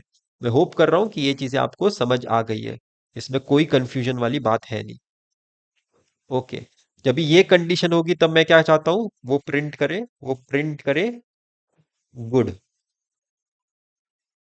ओके, अभी जब भी आप देखो, इसने प्रिंट के बाद अगर आप एंटर प्रेस करोगे ना, तो उसे लगेगा कि अच्छा, इसी इफ वाले कंडीशन में आप कुछ तो लिखना चाहते हो शायद से, और आपका हो गया, राइट। आपका इतना ही कंडीशन था इफ के लिए। अभी आपको एल्स के लिए लिखना है, तो एल्स इफ के एग्जैक्टली नीचे होना चाहिए। ठीक है, मतलब मैं क्या बता रहा हूं, एक बार ध्यान से देखो। अभी सबसे पहले यहाँ पे वो काम लिख देते हैं जो हमें करना था। ए का वैल्यू यूजर बताएगा, अगर ए का वैल्यू ग्रेटर देन 10 रहा, प्रिंट होना चाहिए गुड। अगर ए का value less than equal to 10 रहा, प्रिंट होना चाहिए बैड। ठीक है, अब मैं आपको क्या बता रहा हूँ कि इफ जब भी आपको यूज करना है, कंडीशन लिखो, सेमी कॉलम डालो, और जो भी उस कंडीशन के हिसाब से होना चाहिए वो यहाँ पे आएगा। उसके बाद एल्स यहाँ पे मत लिखना, ये गलत हो जाएगा। आपका एल्स कहाँ पे आना चाहिए सर, एग्जैक्टली इफ के नीचे। ठीक है, फिर उसके हिसाब से जो भी कंडीशन होगी वो आप यहाँ पे लिख सकते हो। ओके, और यहाँ पे भी सेमी कॉलम होना जरूरी है, किधर, एल्स के भी साइड में। ओके, सेमी कॉलम ऐड किया। अब यहाँ पे मैं क्या प्रिंट करना चाहता हूँ, अगर ए ग्रेटर देन 10 नहीं रहा तो बैड प्रिंट करना चाहता हूँ। ओके, अभी देखते ही हो पाएगा कि नहीं, एल्ट एंटर प्रेस करते हैं। जैसे कि फॉर एग्जांपल ए का वैल्यू क्या लेते हैं, हम 11 लेते हैं, 11 लेते हैं। अगर मैं ए का वैल्यू 11 लूंगा, अगर मैंने ए का वैल्यू यहाँ पे एक बार देखना, ए का वैल्यू अगर मैंने 11 ले लिया, तो कौन सा प्रिंट होना चाहिए सर, ये प्रिंट होना चाहिए, गुड प्रिंट होना चाहिए, क्योंकि क्या हो रहा है कि 11 ग्रेटर देन 10 हो रहा है, तो प्रिंट गुड होना चाहिए। तो वही एक बार 11 टाइप करते हैं यहाँ पे, 11, आप देख सकते हो गुड प्रिंट हुआ है। वैसे अगर आप 10 से छोटा वैल्यू प्रिंट करते, 5 प्रिंट करते फॉर एग्जांपल, बैड प्रिंट होता। तो देख सकते हो आप किस तरह से इफ एल्स कंडीशन यूज कर सकते हो। अभी आप एक दूसरा प्रोग्राम रन करना चाहते हो, आप यूजर से इनपुट लोगे, और check that number is even और ऑड। ठीक है, ये आप चेक करना चाहते हो, मतलब यूजर से इनपुट लेना है और उसे चेक करना है कि वो इवन या फिर ऑड है। तो एन इक्वल टू, जैसे कि मैं नंबर बोला हूं इसलिए मैंने यहाँ पे क्या लिखा है, नंबर। तो नंबर के बेस्ट मैच होते हुए स्मॉल एन अच्छी तरीके से रिलेट हो पाएगा, मतलब हमारे अंडरस्टैंडिंग के लिए। पाइथन ये डिमांड नहीं कर रहे, हमें समझने के लिए। मतलब जो भी मेरा नंबर होगा उसे मैं एन में डालना चाहता हूँ, ऐसा मैं सोच रहा हूँ। ठीक है, ये नंबर क्या है सर, ये नंबर हम बाद में टाइप करेंगे। अभी हमें क्या करना है कि चेक करना है कि ये इवन होगा कि ऑड होगा। ठीक है, जैसे कि यहाँ पे वापस एक बार लिख के बताता हूँ। यूजर एक नंबर एन टाइप करेगा। अब मुझे प्रेडिक्ट करना है कि मेरा जो एन होगा वो इवन होगा, ये क्या लिखा मैंने, जो मेरा एन होगा वो इवन होगा या फिर ऑड होगा। तो इवन का क्या कंडीशन होता है सर, जब भी आप 2 से डिवाइड करते हो, राइट, तो मैं मॉडुलस लूंगा तो जीरो रिमाइंडर आना चाहिए, राइट? तो एन मॉडुलस टू जीरो आना चाहिए। अगर वो ऑड होगा तो n modulus two not equal to zero होगा, राइट? ये हम अभी यहाँ पे कोड कर सकते हैं। If n modulo two double equal to zero, क्योंकि इक्वल टू हमें कैसे पाइथन में लिखना होता है, डबल इक्वल टू डाल के, सेमी कॉलम, प्रिंट, क्या प्रिंट कर सकता हूं मैं? N is even, even number. हो गया मेरा इफ कंडीशन पूरा हो गया। तो एल्स भी कहाँ पे आना चाहिए सर? मेरा एल्स भी कहाँ कहाँ पे आना चाहिए? एग्जैक्टली इफ के नीचे आना चाहिए, अलाइंड। ठीक है, semi colon, else print N is odd number. एक बार देखते हैं अभी रन हो पाते हैं। जैसे कि फॉर एग्जांपल एन अगर मैं थ्री डालूंगा तो क्या आना चाहिए? ऑड आना चाहिए, ऑड आ गया। अभी मैं फॉर एग्जांपल एन टेन डालूंगा तो क्या आना चाहिए? इवन आना चाहिए। तो एन इज इवन नंबर लिख के बता रहे हैं, राइट? ये देखो n is even number. Okay, अभी हम और क्या इंटरेस्टिंग कर सकते हैं? आपको अगर सिर्फ फॉर एग्जांपल आपको ऑड होगा तो बताना ही नहीं है, ठीक है? आपको ऑड होगा तो बताना ही नहीं है कि वो ऑड है, मतलब सिर्फ इवन होगा तो उसे प्रिंट करके बताना है कि वो इवन है। तो ये भी पॉसिबल है। आप इवन ये एल्स के बिना भी आपका प्रोग्राम अच्छी तरीके से रन होगा। जैसे कि आप देख सकते हो, मैं थ्री टाइप करूंगा तो मैं चाहता हूं जब भी ऑड नंबर टाइप हो कुछ आउटपुट आए ही ना, कुछ भी नहीं बताया उसने कि ये थ्री इवन है कि ऑड है। ओके, अभी आप वापस से इसे रन करो। अगर आप यहाँ पे टेन टाइप करोगे तो अभी ये बताना चाहिए कि इवन है। Control enter, any even number. ठीक है, तो आप क्या सीखे हो सर? आपके इफ एल्स कंडीशन में अगर आप सिर्फ इफ की भी कंडीशन लिखते हो तो भी आपका प्रोग्राम अच्छी तरीके से रन होता है। ये आपने सीखा अभी। ओके, अभी आप दूसरा प्रोग्राम रन करना चाहते हो। जो दूसरा प्रोग्राम क्या है बताता हूँ। ये दूसरा प्रोग्राम क्या है? आपके पास ए एंड बी दो नंबर्स हैं, ठीक है? ए एंड बी दो नंबर्स हैं। जो ए बी यूजर ही टाइप करेगा और बी भी यूजर ही टाइप करेगा। पर आपके पास आपको ये चेक करना है कि आपका ए एंड बी दोनों ग्रेटर देन 10 है, ठीक है? तो आपको बताना है, आपको प्रिंट करना है फॉर एग्जांपल गुड, आपको प्रिंट करना है, ठीक है? एंड ए एंड बी अगर लेस देन इक्वल टू 10 रहा तो आपको प्रिंट करना है बैड। ठीक है, ऐसी हमने एक हाइपोथेटिकल कंडीशन ले लिया है कि अगर मेरा मैंने क्या कंडीशन लिया, वापस से एक बार देख लो। मैंने कंडीशन क्या लिया कि मेरा ए एंड बी का वैल्यू दोनों ग्रेटर देन 10 रहा तो मैं प्रिंट गुड करूंगा। मेरा ए एंड बी का value less than equal to 10 रहा दोनों का तो मैं प्रिंट करूंगा बैड। ठीक है, इसे कैसे कर सकते हैं अभी हम देखते हैं। तो ए एंड बी यूजर से लेना इनपुट, इन इनपुट। ओके, तो ए में अभी ले सकता हूँ यूजर से, इसे ही कॉपी पेस्ट करते हैं बी के लिए भी। बस यहाँ पे थोड़ा करेक्शन। ओके, तो मैं ए एंड बी यूजर से लेने के लिए अभी रेडी हूँ। अभी मुझे क्या करना है? सिंपली इफ कंडीशन यूज करना है sir. If A greater than 10 and b also greater than 10, right? यही आपकी कंडीशन है, सेमी कॉलम, राइट? आप यही चेक करना आते थे, ए भी ग्रेटर देन 10 है क्या, बी भी ग्रेटर देन 10 है क्या। अगर ये कंडीशन ट्रू होती है तो आप क्या प्रिंट करना पसंद करोगे सर? आप प्रिंट करना पसंद करोगे गुड। ठीक है, ऐसे ही हम कुछ तो कर रहे हैं। एल्स अगर ये कंडीशन ट्रू नहीं होती, सेमी कॉलम, तो आप प्रिंट करना चाहते हो बैड। ठीक है, अभी देखते हैं एल्ट एंटर। जैसे कि ए का वैल्यू आप ले सकते हो 11, बी का वैल्यू ले सकते हो 15। तो आपने क्या किया है देखो सर, ए का वैल्यू भी 11 लिया है और बी का वैल्यू भी आप 15 देने जा रहे हो। तो क्या होना चाहिए? गुड वाला कंडीशन प्रिंट होना चाहिए। एक बार देखते हैं होता है क्या। ठीक है, यहाँ पे कहाँ पे हो गया? गुड प्रिंट हो गया, राइट। अननेसेसरी स्पेस हो गया। वापस करते हैं, कंट्रोल एंटर। ए का वैल्यू 11, बी का वैल्यू 15, गुड आना चाहिए। वैसे ही अगर आप ए का वैल्यू 5 डालोगे और अभी बी का वैल्यू 15 डालोगे, तो ए का वैल्यू लेस देन 10 हो गया है, राइट। तो यहाँ पे बैड आना चाहिए, यहाँ पे बैड आया।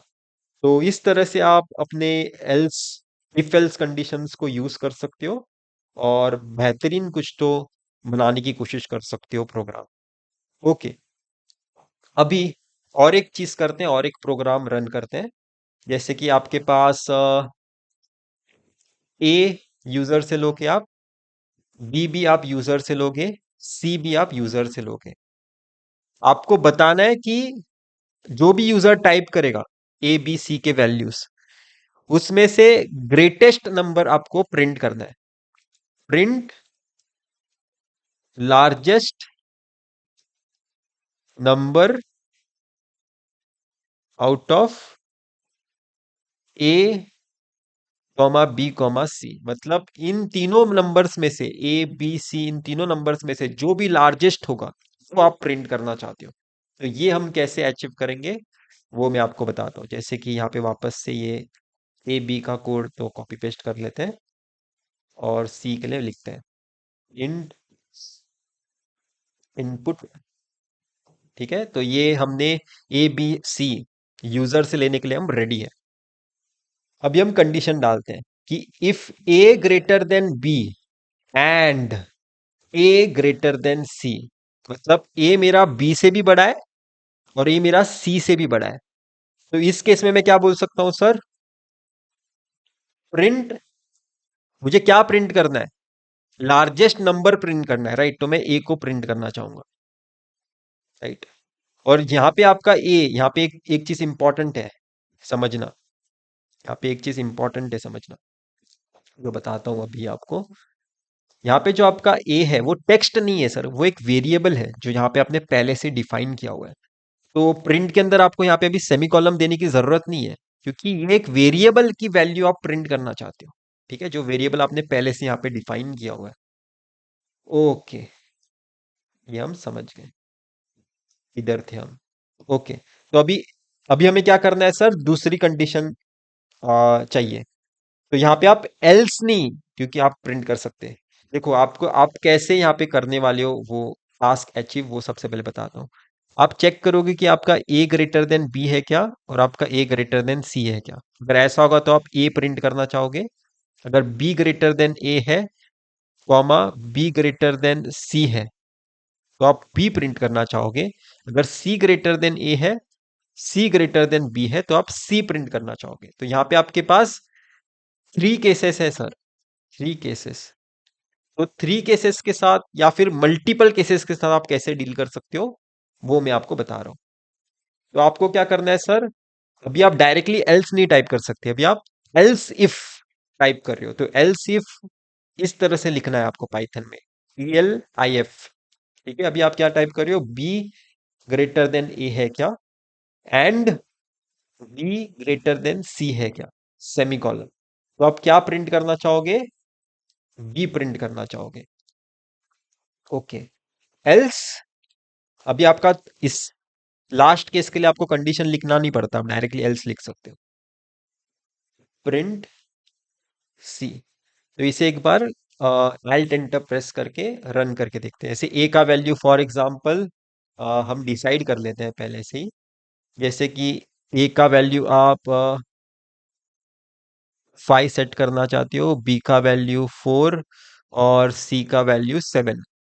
तो आपका ए बी सी में से कौन सा लार्जेस्ट है sir? C equal to 7 largest है, तो 7 प्रिंट होना चाहिए।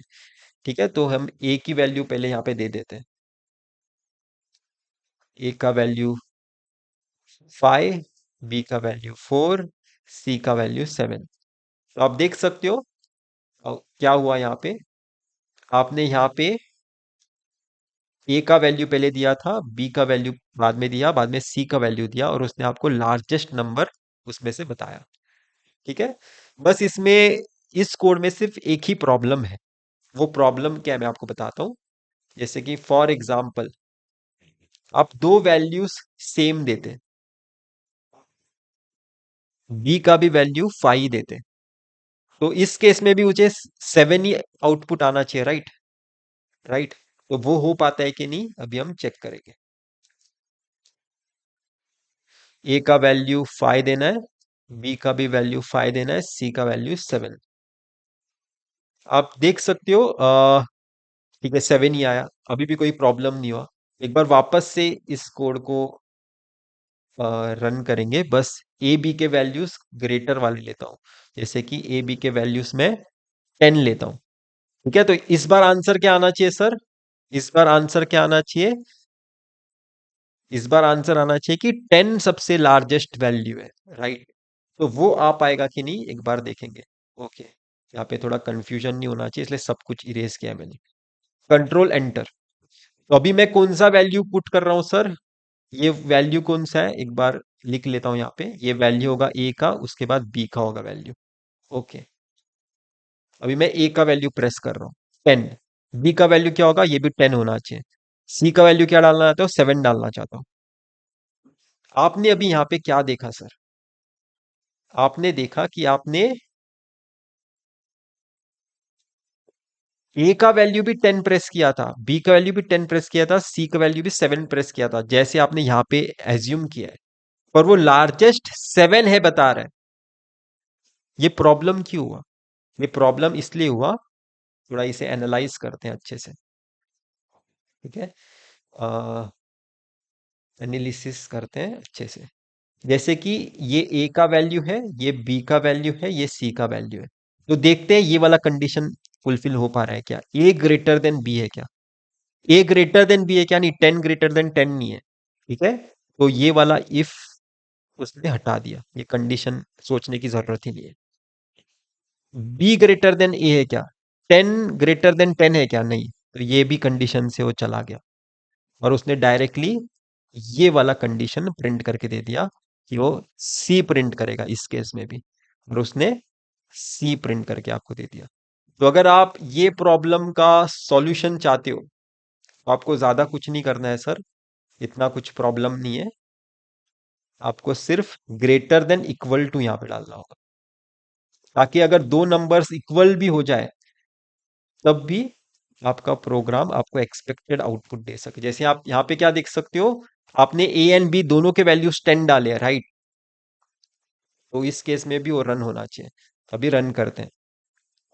10, 10, 7। आप देख सकते हो कि अभी उसने आपको एक्सपेक्टेड आपका आउटपुट निकाल के दिया। ए का वैल्यू भी 10 था, बी का वैल्यू भी 10 था, सी का वैल्यू 7 था, उसने 10 आंसर आपको निकाल के दिया। ठीक है, तो ये इक्वल टू डालना इंपॉर्टेंट है। ओके, तो हमने अच्छे खासे प्रोग्राम्स अभी रन किए हैं, और मैं आपको इसके बाद और नेस्टेड इफ भी करके बताऊंगा। पर वो स्टार्ट होने से पहले एक और एक कंडीशन बताता हूँ कि किस तरह से ऑप्टिमाइजेशन पॉसिबल होता है इफ वाले कंडीशन में। ठीक है, ऑप्टिमाइजेशन वाला हम एक कोड रन करेंगे, तो वो वाला मैं अभी आपको रन करके बताता हूँ। ओके, जैसे कि आपके पास आ, चार कंडीशंस है सर। जैसे कि आपके पास चार कंडीशंस है।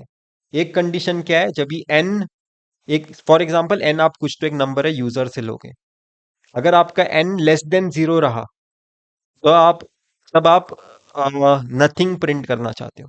ठीक है, तब आप नथिंग प्रिंट करना चाहते हो।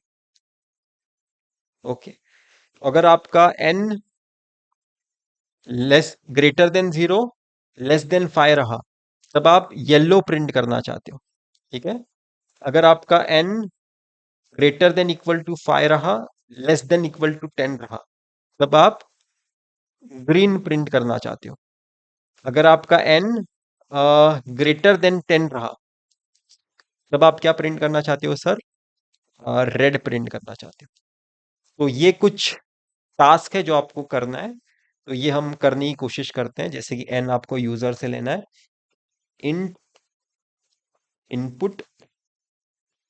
ओके, तो आपने यूजर से लेने के लिए आप रेडी हो। अभी एक एक करके ये कंडीशंस हम यहाँ पे पुट करते हैं। एन लेस देन 10 रहा, सॉरी लेस देन 0 रहा, उस केस में आपको क्या करना है? प्रिंट नथिंग प्रिंट करना है, राइट। तो इसे कोटेशन में लिख देते हैं, नथिंग। और दूसरा कंडीशन क्या है, एलिफ आपका n लेस देन 5 है एंड n ग्रेटर देन 0 है, राइट। आपका n लेस देन 5 है एंड ग्रेटर देन 0 है। उस केस में क्या प्रिंट करना है, प्रिंट करना है येलो। ओके। एलिफ और एक कंडीशन है आपके पास, अगर आपका n less than equal to 10 है एंड n आपका ग्रेटर देन इक्वल टू 5 है, तो आपको क्या प्रिंट करना है सर, आपको प्रिंट करना है ग्रीन, राइट। आपको ग्रीन प्रिंट करना है। एल्स आपको क्या प्रिंट करना है, रेड।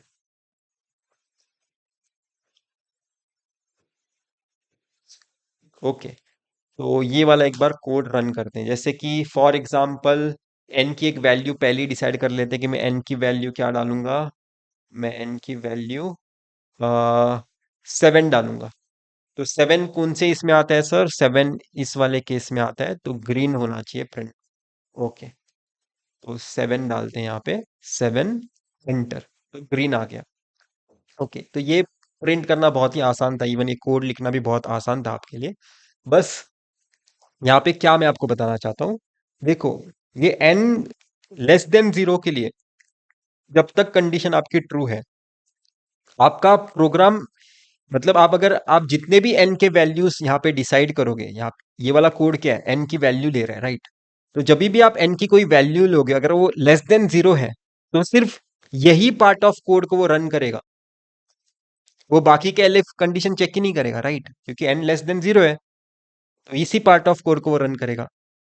तो अगर वो इस कंडीशन में जा रहा है, सेकंड कंडीशन में, सेकंड एल्स इफ कंडीशन में वो जा रहा है, इसका मीनिंग क्या है, इसका मीनिंग ये है कि मेरा n लेस देन 0 वाला कंडीशन गलत हो चुका है, मतलब मेरा n ग्रेटर देन 0 होगा, ठीक है, तभी वो इस कंडीशन में जाएगा। क्योंकि n अगर लेस देन 0 है तो वो इसी प्रोग्राम में रहेगा, इसी पार्ट ऑफ कोड में रहेगा। अगर मेरा प्रोग्राम इस एल्स इफ में जा रहा है, तो इसका मीनिंग क्या है, मेरा n ग्रेटर देन 0 है, तो मुझे अलग से यहाँ पे n ग्रेटर देन 0 लिखने की जरूरत नहीं है। ओके, ये मैंने सीख लिया। अभी मेरा n लेस देन 5 है, तो वो इसी पार्ट ऑफ कोड में रहेगा। अगर मेरा n ग्रेटर देन 5 होगा, तभी वो इस वाले पार्ट में जाके चेक करने की कोशिश करेगा। तो यहाँ पे मुझे वापस से ग्रेटर देन इक्वल टू 5 लिखने की जरूरत नहीं है, क्योंकि अगर ग्रेटर देन इक्वल टू 5 है, वो इस पार्ट ऑफ कोड पे रुक ही नहीं सकता, क्योंकि यहाँ पे सिर्फ n लेस देन 5 की कंडीशन है ना। तो ग्रेटर देन इक्वल टू 5, इस पार्ट में वो सेटिस्फाई नहीं कर सकता condition n greater than equal to 5, तो उसे नेक्स्ट पार्ट ऑफ कोड पे जाना ही है, तो इसलिए मैं ये भी यहां से हटा सकता हूँ। तो आप देख सकते हो किस तरह से आपका ऑप्टिमाइजेशन पॉसिबल हो पाया है। तो अभी आप कंट्रोल एंटर प्रेस करो और वापस से चाहिए तो 7 टाइप करो, ग्रीन ही आया आंसर, राइट। तो ये पॉसिबल है एलसिफ में। और इसके बाद अभी हम नेस्टेड इफ एलसिफ डिस्कस करेंगे, मतलब इफ के अंदर और एक इफ की कंडीशन डालेंगे और देखेंगे किस तरह से आपका प्रोग्राम बिहेव करता है। हाय एवरीवन, अभी हम देखते हैं किस तरह से हम नेस्टेड इफ एल्स के लिए प्रोग्राम लिख सकते हैं। ठीक है, नेस्टेड इफ एल्स भी बहुत ही इंटरेस्टिंग केस है, और इस पार्ट ऑफ प्रोग्राम से भी आपको बहुत कुछ सीखने मिलेगा। फॉर एग्जाम्पल, हमने एक नंबर इवन होगा कि ऑड होगा उसके लिए कोड लिखा था, राइट। हमने एक नंबर एन हम यूजर से लेंगे और एक नंबर इवन होगा कि ऑड होगा, वो बताने वाला हमने प्रोग्राम लिखा हुआ है। जैसे कि हम वापस से उस प्रोग्राम पे जाते हैं, हमने यहाँ पे ही कहीं तो लिखा है, वो कहाँ पे है, नंबर इवन होगा कि ऑड होगा, राइट, यहाँ पे। तो जैसे कि इस पार्ट ऑफ प्रोग्राम को वापस से रन करते हैं, कंट्रोल एंटर। अगर मैं 2 डालूंगा, तो ये नंबर इस इवन बताएगा, राइट। फॉर एग्जाम्पल इसे वापस से रन करते हैं, 0 डालते हैं इस बार n की वैल्यू, ठीक है, तब ये इवन बता रहे हैं, ठीक है, पर 0 डिवाइडेड बाय एनीथिंग 0 ही होता, ठीक है, तो मतलब रिमाइंडर 0 ही आता। तो ये एग्जैक्टली exactly आप इस पर्टिकुलर केस के लिए बताना चाहते हो कि जब भी वो n 0 डालेगा ना यूजर, तब मैं n की वैल्यू 0 थी ये भी बताना चाहता हूँ प्रिंट करके। तो वो आप कैसे प्रिंट कर सकते हो, वो मैं आपको ही बताता हूँ। जैसे कि हम उसी कोड को वापस से यहाँ पे कॉपी भी कर सकते हैं, ताकि आपको एग्जैक्टली exactly क्या चेंजेस हम करेंगे वो पता चल सके। ये पार्ट ऑफ कोड आपको पता है, यहाँ पे मैंने यूजर से इनपुट ले रहा हूँ n का, और मेरा n मॉड्यूलस 2 करूंगा तो रिमाइंडर 0 आना चाहिए, ऐसा मैं बता रहा हूँ। ओके, ऐसा है तो n इक्वल टू इवन आना चाहिए, ठीक है, जब रिमाइंडर 0 होगा 2 से डिवाइड करने के बाद। और एक मैं कंडीशन डाल रहा हूँ, if n double equal to 0, ये कंडीशन है मेरी एक। तब मैं और कुछ तो प्रिंट करना चाहता हूँ, n इक्वल टू 0, ये मैं प्रिंट करना चाहता हूँ, ठीक है, else print n is odd. तो यहाँ पे आपने क्या देखा सर, अगर हम वापस से एक बार देखें इस पार्ट ऑफ कोड को, यहाँ पे आपका यहाँ से लेके यहाँ तक आपका खत्म हो रहा था पहले पार्ट ऑफ कोड, पर आपने क्या किया, इस इफ के अंदर और एक इफ ऐड किया, राइट। तो इसे हम नेस्टेड कहते हैं, मतलब एक इफ के कंडीशन के अंदर और एक इफ की कंडीशन ऐड कर देना, तो इसे हम नेस्टेड इफ एल्स कहते हैं। ठीक है, अब ये इसे हम रन करके देखते हैं और एक्सपेक्टेड आउटपुट आ पा रहा है कि नहीं देखते हैं। एल्ट एंटर, जैसे कि n इक्वल टू 2 डालूंगा तो सिर्फ n is equal to even बता रहे हैं, राइट। अगर मैं n इक्वल टू 5 डालूंगा तो n इक्वल टू ऑड बता रहा है। और अगर मैंने n की वैल्यू अभी 0 डाली तो वो ये भी बता रहा है कि n आपका इवन नंबर है और n इक्वल टू 0 वैल्यू आपने पुट किया था, ठीक है। तो ये कुछ इंटरेस्टिंग है कि हमने नेस्टेड इफ एल्स के साथ प्रोग्राम लिखना सीखा। अभी और एक प्रोग्राम लिखते हैं। फॉर एग्जाम्पल n की वैल्यू अभी भी आप यूजर से लोगे, और अगर आपका n इवन रहा, ठीक है, अगर आपका n इवन है एंड m भी आप एक वैल्यू है जो आप यूजर से ले रहे हो, ठीक है, और अगर आपका m भी इवन है तो उस केस में क्या कर रहे हो आप प्रिंट करना चाहते हो 1, ओके। और अगर आपका n इवन है एंड आपका m ऑड है तो उस केस में आप प्रिंट करना चाहते हो 2, और अगर आपका n ऑड रहा तो आप सिंपली प्रिंट करना चाहते हो 3। ये 3 केसेस हैं आपके पास। आ, मेरे हिसाब से आपको केस समझ आ चुका है। जब भी एन बी वन है एम बी वन है प्रिंट 1 करना चाहते हो, जब भी एन बी वन है एम बी ऑड है प्रिंट 2 करना चाहते हो, अगर एन ऑड हो गया तो डायरेक्टली प्रिंट 3 करना चाहते हो, एक वैल्यू, मतलब 3 नंबर दिखाई देना चाहिए आउटपुट। ओके, तो इसे कैसे कोड कर सकते हैं एक बार देखते हैं। N equal to in round bracket input, okay, n की वैल्यू लूंगा मैं, एम की भी वैल्यू ले लेते हैं, in input round bracket, okay.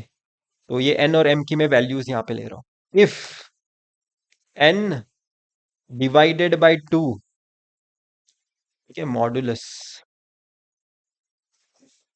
Modulus 2, ये क्या बताता है कि रिमाइंडर आपको निकाल के देता है। अगर आपका रिमाइंडर इक्वल टू 0 होगा तो ये क्या बता रहा है कि आपका एन इवन है, राइट, आपका एन इवन है। एंड आपको दो चेक करना है, राइट, आपका एन भी इवन होगा और एम भी इवन होगा। तो एम परसेंटेज 2 मतलब मॉडुलस 2 डबल इक्वल टू 0, अगर ये कंडीशन आती है तो उस केस में आपको प्रिंट क्या करना है, सिंपली एक नंबर प्रिंट करना है, राइट। तो इसे आपको कोटेशन में लिखने की जरूरत नहीं है। Okay, okay, elif n percentage two double equal to zero, मतलब आपका n इवन है एंड m ऑड होगा, राइट। आपका दूसरा केस क्या है, m ऑड होना चाहिए, तब प्रिंट टू करना चाहते हो। मतलब नॉट, रुका, percentage two not equal to zero, तो इस कंडीशन में क्या चाहते हो, प्रिंट करना चाहते हो, टू करना चाहते हो print. Okay, else print three. Okay, तो देखते हैं ये पार्ट ऑफ कोड रन हो पाता है क्या। जैसे कि हम एक पहले से ही वैल्यूज डिसाइड कर लेते हैं। अ, मेरी n की वैल्यू मैं टू डिसाइड कर रहा हूँ और m की वैल्यू थ्री डिसाइड कर रहा हूँ। तो ये कौन से पार्ट में लाई करता है सर, इस पार्ट में, तो टू प्रिंट होना चाहिए। अभी हम देखेंगे टू प्रिंट हो पाएगा कि नहीं। n का वैल्यू टू, m का वैल्यू थ्री। तो आप देख सकते हो क्या हुआ एग्जैक्टली exactly। आपने n का वैल्यू टू यहाँ पे असाइन किया, m का वैल्यू थ्री यहाँ पे असाइन किया और उसने टू आउटपुट में प्रिंट किया। वही हम चाहते थे। तो ये कुछ नेस्टेड इफ एल्स था, जो हम यूज कर सकते हैं हमारे कंडीशंस के लिए। इसके बाद अभी हम जो डील करेंगे, वो हम डील करेंगे किस तरह से आप लूप्स के साथ खेल सकते हो, कैसे किस तरह से आप लूप्स में चीजें चला सकते हो। और लूप्स बहुत बार आपको यूज करना होता है मशीन लर्निंग में, तो लूप्स एक तरह से आपके लिए इंपॉर्टेंट टॉपिक है, ऐसा हम समझ सकते हैं। मशीन लर्निंग में बहुत बार हमें लूप्स के रिलेटेड कंडीशंस लिखने होते हैं। और लूप्स बहुत ही इंपॉर्टेंट है अगर आप machine learning, data science, artificial intelligence, ये सब में कुछ अच्छे अच्छे प्रोग्राम्स लिखना चाहते हो, अल्गोरिदम्स कोड करना चाहते हो, तो लूप्स आपके लिए बहुत ही इंपॉर्टेंट है। उसमें से जो सबसे पहला प्रोग्राम मैं जो कोड करना चाहूंगा, मैं one two three four five ऐसा काउंट करना चाहता हूँ नेचुरल नंबर्स। मतलब मुझे पता है कि मुझे फाइव तक नेचुरल नंबर्स काउंट करने हैं, और मैं स्टार्ट कहाँ से करूंगा सर, वन से करूंगा। तो इसके लिए मैं कोड कैसे लिख सकता हूँ, वो मैं आपको बताऊंगा। जैसे कि फॉर एग्जांपल आप अपने ब्रेन में कैसे करते हो, सबसे पहले आप इनिशियलाइज करते हो कि आपका काउंट आपको वन से करना है, ठीक है। फिर आपने देखा कि आपको कहां तक काउंट करना है सर, आपको फाइव तक काउंट करना है।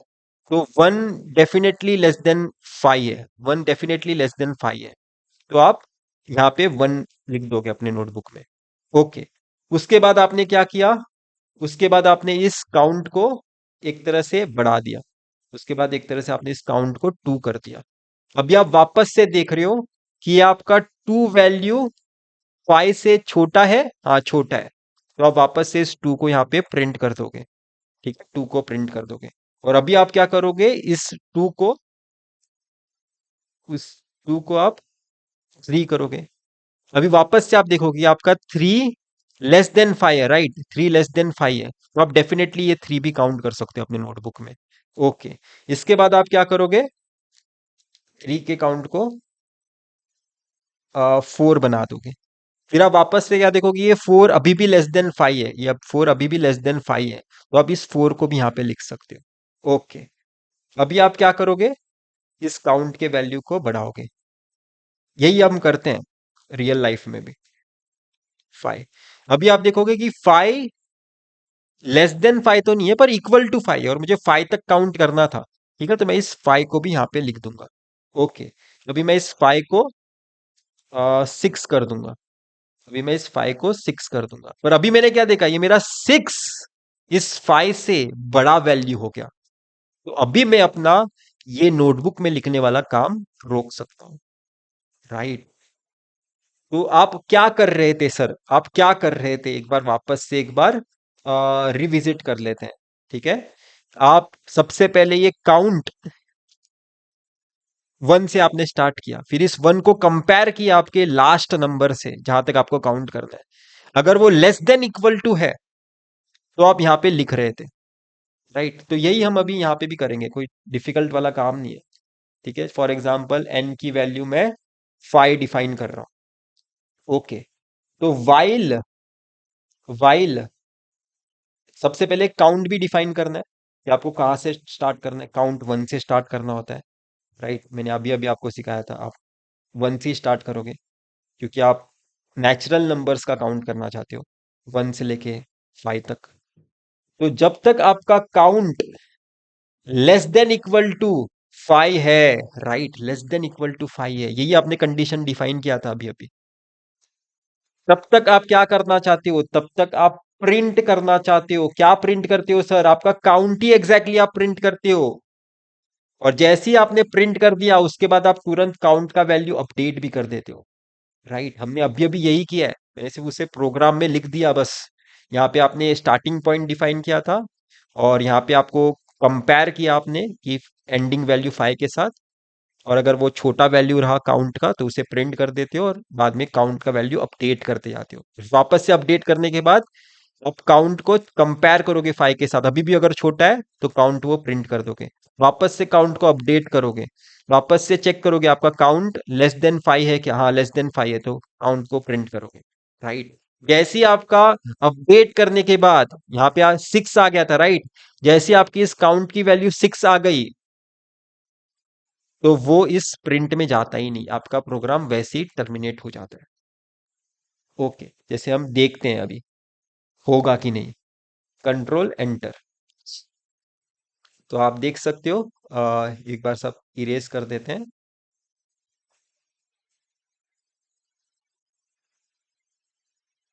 1 2 3 4 5, राइट, अब यही करना चाहते थे। ओके, आपने 1 to 5 नेचुरल नंबर्स काउंट करना सीख लिया। फॉर एग्जाम्पल आप यूजर को डिफाइन करने बोल देते हैं, आप खुद नहीं डिफाइन करते एन की वैल्यू, तो क्या चेंजेस करने पड़ते हैं? सिर्फ 5 की जगह अभी आपको एन लिखना है। कंट्रोल एंटर, ठीक है। ठीक है, जैसे फॉर एग्जाम्पल आप 7 तक काउंट करना चाहते हो, तो अभी आपको 7 तक काउंट करके देगा। ठीक है, जैसे आप यहाँ पे, मैं आपको बताता हूँ उसने क्या किया। ये 7 वैल्यू तो अभी आपने पुट की, 1 2 3 4 5 6 7, राइट, बहुत ही आसान था वाइल लूप्स के साथ भी काम करना। ठीक है, तो ये मेरे हिसाब से आप ये अभी आसानी से कर दोगे। ठीक है, यहाँ पे एक 5 तक काउंट हो गया है और यहाँ पे एक नया सेल भी क्रिएट हो चुका है। तो दूसरा प्रोग्राम क्या करना चाहेंगे सर हम? फॉर एग्जाम्पल, फॉर एग्जाम्पल मैं एन की वैल्यू डिसाइड करूंगा, या फिर चलो एन की वैल्यू हम 5 डिसाइड कर लेते हैं पहले ही। और 5 डिसाइड किया ना, तो मैं 5 बार 1 प्रिंट करना चाहता हूँ। ठीक है, मैं 5 बार 1 प्रिंट करना चाहता हूँ। क्या ये मेरे लिए डिफिकल्ट है? ये मेरे लिए डिफिकल्ट नहीं है क्योंकि मैंने इससे पहले एक प्रोग्राम किया है ना। तो मैं क्या करूंगा, काउंट का वैल्यू इक्वल टू 1 रखूंगा, while count is less than equal to 5, ये कंडीशन है मेरी। ठीक है, सेमीकोलन भी डाल दिया, नेक्स्ट लाइन पे भी आ गया, तो मैं प्रिंट क्या करना चाहूंगा सर? इस केस में आप 1 2 3 4 5 नहीं प्रिंट कर रहे हो, इस केस में आप 1 2 3 4 5 नहीं प्रिंट कर रहे हो, इस केस में आप वन ही प्रिंट करना चाहते हो। राइट, इस केस में आप वन ही प्रिंट करना चाहते हो। पहले वाले केस में क्या डिफरेंस था सर? पहले वाले केस में आप काउंट प्रिंट कर रहे थे, पर इस केस में आपको क्या प्रिंट करना है? वन प्रिंट करना है, तो मैंने वन यहाँ पे लिख दिया सिर्फ। ओके, पर अभी भी आपको काउंट अपडेट तो करना पड़ेगा ताकि उतने बार वन प्रिंट हो। Count equal to count plus 1, तो ये भी डिफिकल्ट नहीं था मेरे हिसाब से क्योंकि हमने इससे पहले नेचुरल नंबर्स काउंट करना सीख लिया। तो यहाँ पे हम क्या कर रहे थे, उस नेचुरल नंबर को इटसेल्फ प्रिंट कर रहे थे, पर हमें अभी क्या करना है, उतने बार वन प्रिंट करना है, तो मैंने सिर्फ प्रिंट के अंदर वन डाल दिया। ओके, तो इसे रन करते हैं और देखते हैं एक्सपेक्टेड आउटपुट आता है कि नहीं। तो मेरा एन मैंने 5 डिसाइड किया था, राइट, मैंने 5 डिसाइड किया था, तो यहाँ पे 1 2 3 4 5 5 बार आ चुका है। अगर मैं इन जनरल करना चाहता हूँ तो सर, अगर मैं इन जनरल करना चाहता हूँ, मतलब एन यूजर से लेना चाहता हूँ, वापस से मुझे छोटा सा चेंज करना है, इंट इनपुट, और यहाँ पे 5 की जगह एन लिखना होगा। जैसे कि मैं 3 बार 1 चाहता हूं तो मैंने n की वैल्यू 3 डिसाइड कर ली। ओके, तो एक बार यहाँ पे बता देता हूँ आपको। ये आपने n की वैल्यू डिसाइड की है 1 2 3, 3 टाइम्स आपको 1 मिल गया। ये एक बहुत ही इंपॉर्टेंट है ये वाइल लूप्स के साथ आपको सीखना, क्योंकि ये बहुत बार आपको हो सकता है कि यूज करना पड़े आपके मशीन लर्निंग के कोड में। ओके, तो ये हमने सीख लिया। अभी इसके बाद जो सबसे इम्पोर्टेंट कोड है या फिर सेकंड लास्ट कोड है हमारा, वो है हम किस तरह से प्राइम नंबर है कि नहीं वो डिटेक्ट कर सकते हैं। ठीक है, हम क्या चाहते हैं sir, if n is prime number और नॉट। तो ये हमारा लास्ट कोड है इस पर्टिकुलर लेक्चर का। तो न n एक नंबर है जो हम यूजर से लेंगे, n equal to int input, right. यही हमारा कोड है जो हम लिखते हैं जब भी हमें n की वैल्यू यूजर से लेनी होती है। तो हम करना क्या चाहते हैं सर, यूजर हमें कोई भी एक n का वैल्यू देगा, ठीक है। n equal to for example 4 है बताएगा, तो हमें चेक करना है कि 4 प्राइम नंबर है कि नहीं। अगर n उसका वैल्यू 5 बताया तो 5 प्राइम नंबर है कि नहीं। तो प्राइम नंबर क्या होता है सर, अगर प्राइम नंबर आपको पता हो, प्राइम नंबर 2 3 5 7, ये सारे प्राइम नंबर है। क्यों प्राइम नंबर है, अगर आप 2 को 2 से ही मॉड्यूलस लोगे तब आपका रिमाइंडर 0 आएगा, या फिर 2 को अगर 1 से मॉड्यूलस लोगे तब आपका रिमाइंडर 0 आएगा।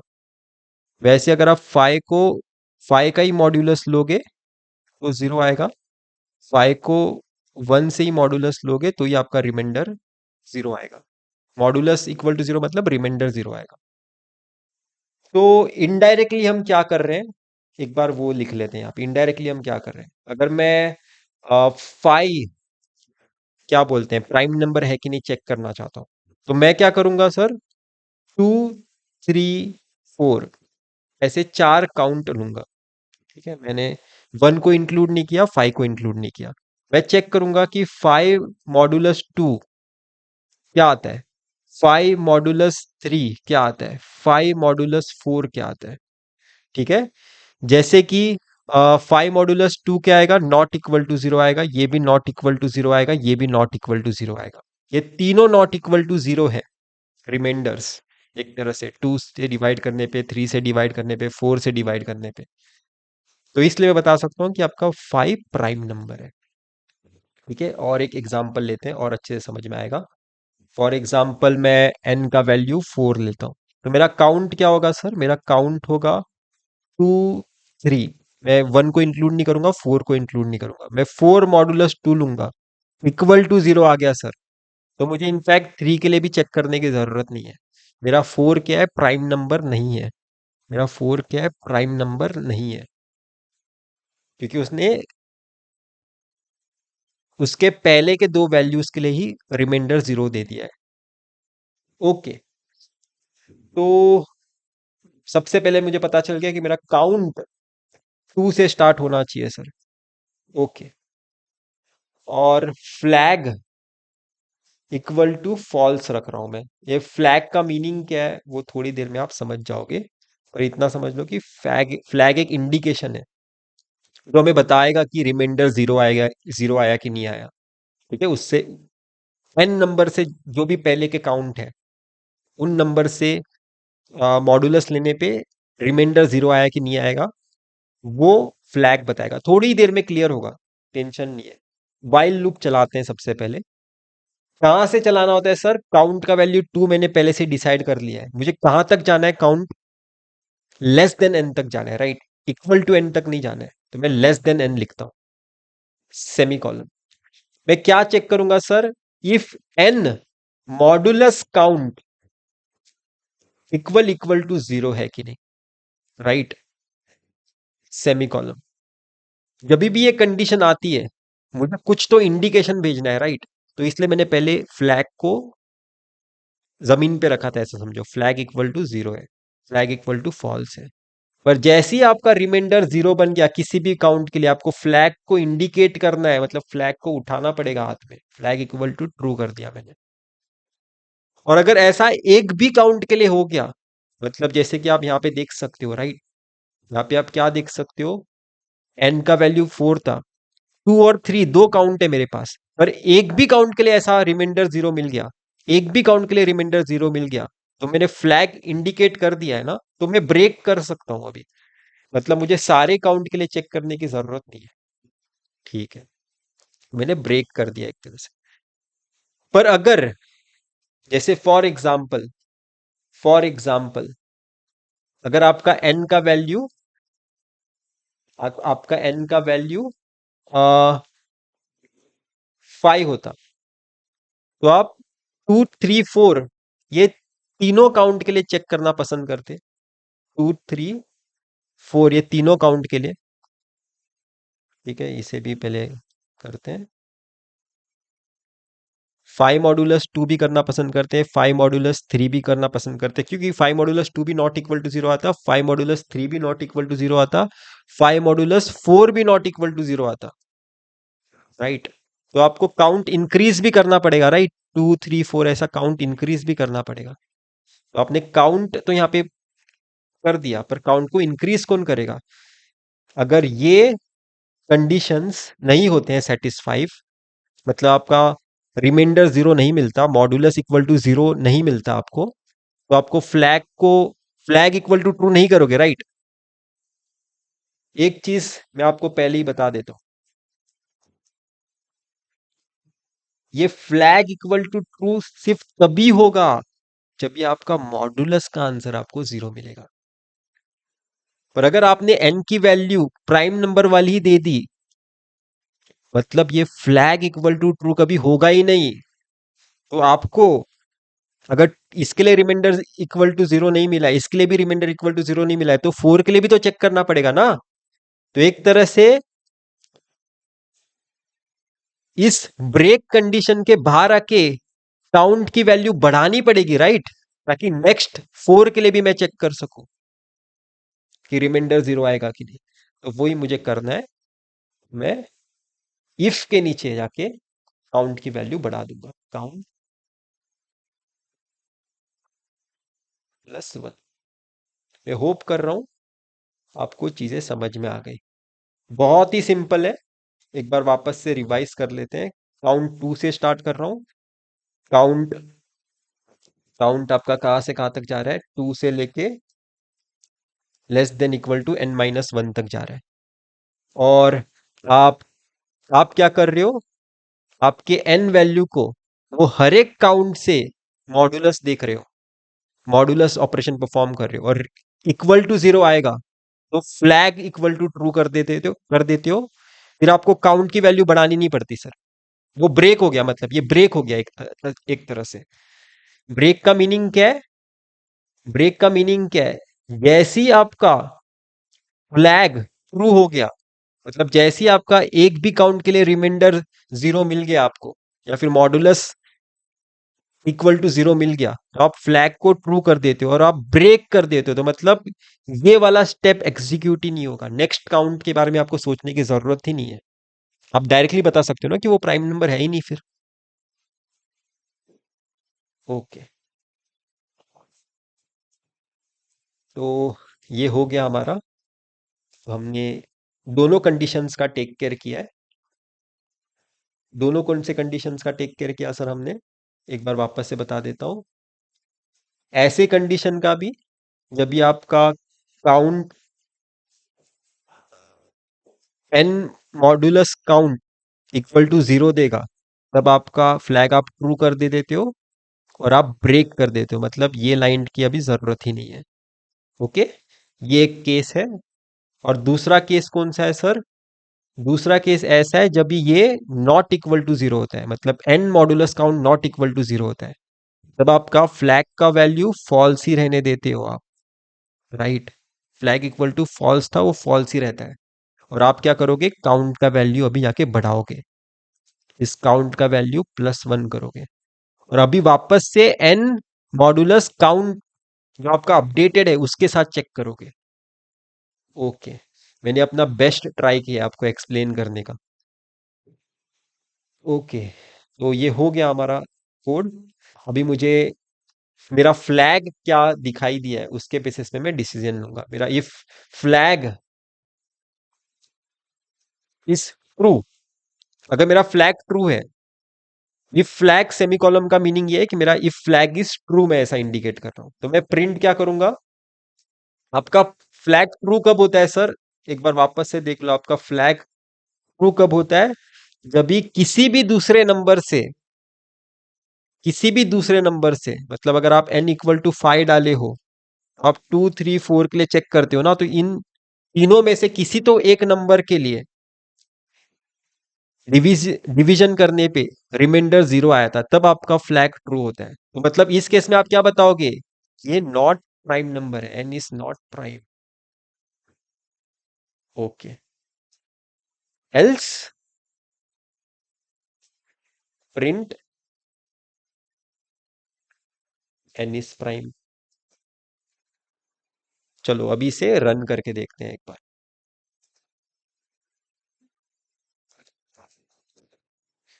Control enter.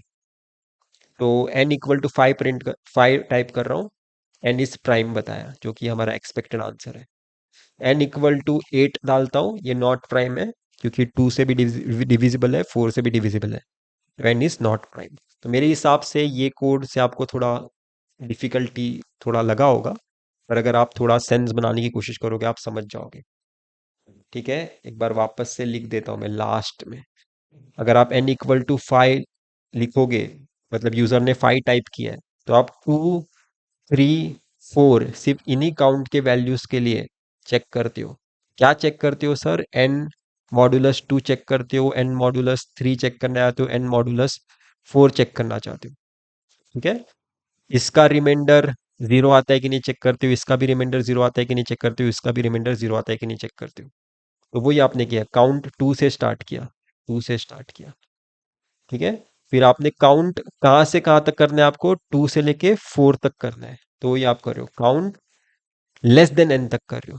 2 से स्टार्ट किया है, लेस देन एन तक, मतलब एन का वैल्यू अगर 5 था तो एन 4 तक आप काउंट कर रहे हो। ठीक है, तो ये भी परफेक्ट है। बाद में आपने लिखा है राइट कि एन मॉडुलस 2 के लिए भी करना है, एन मॉडुलस 3 के लिए भी करना है, एन मॉडुलस 4 के लिए भी करना है, मतलब सारे काउंट के लिए आपको ये कंडीशन चेक करनी है। तो वही आप चेक कर रहे हो।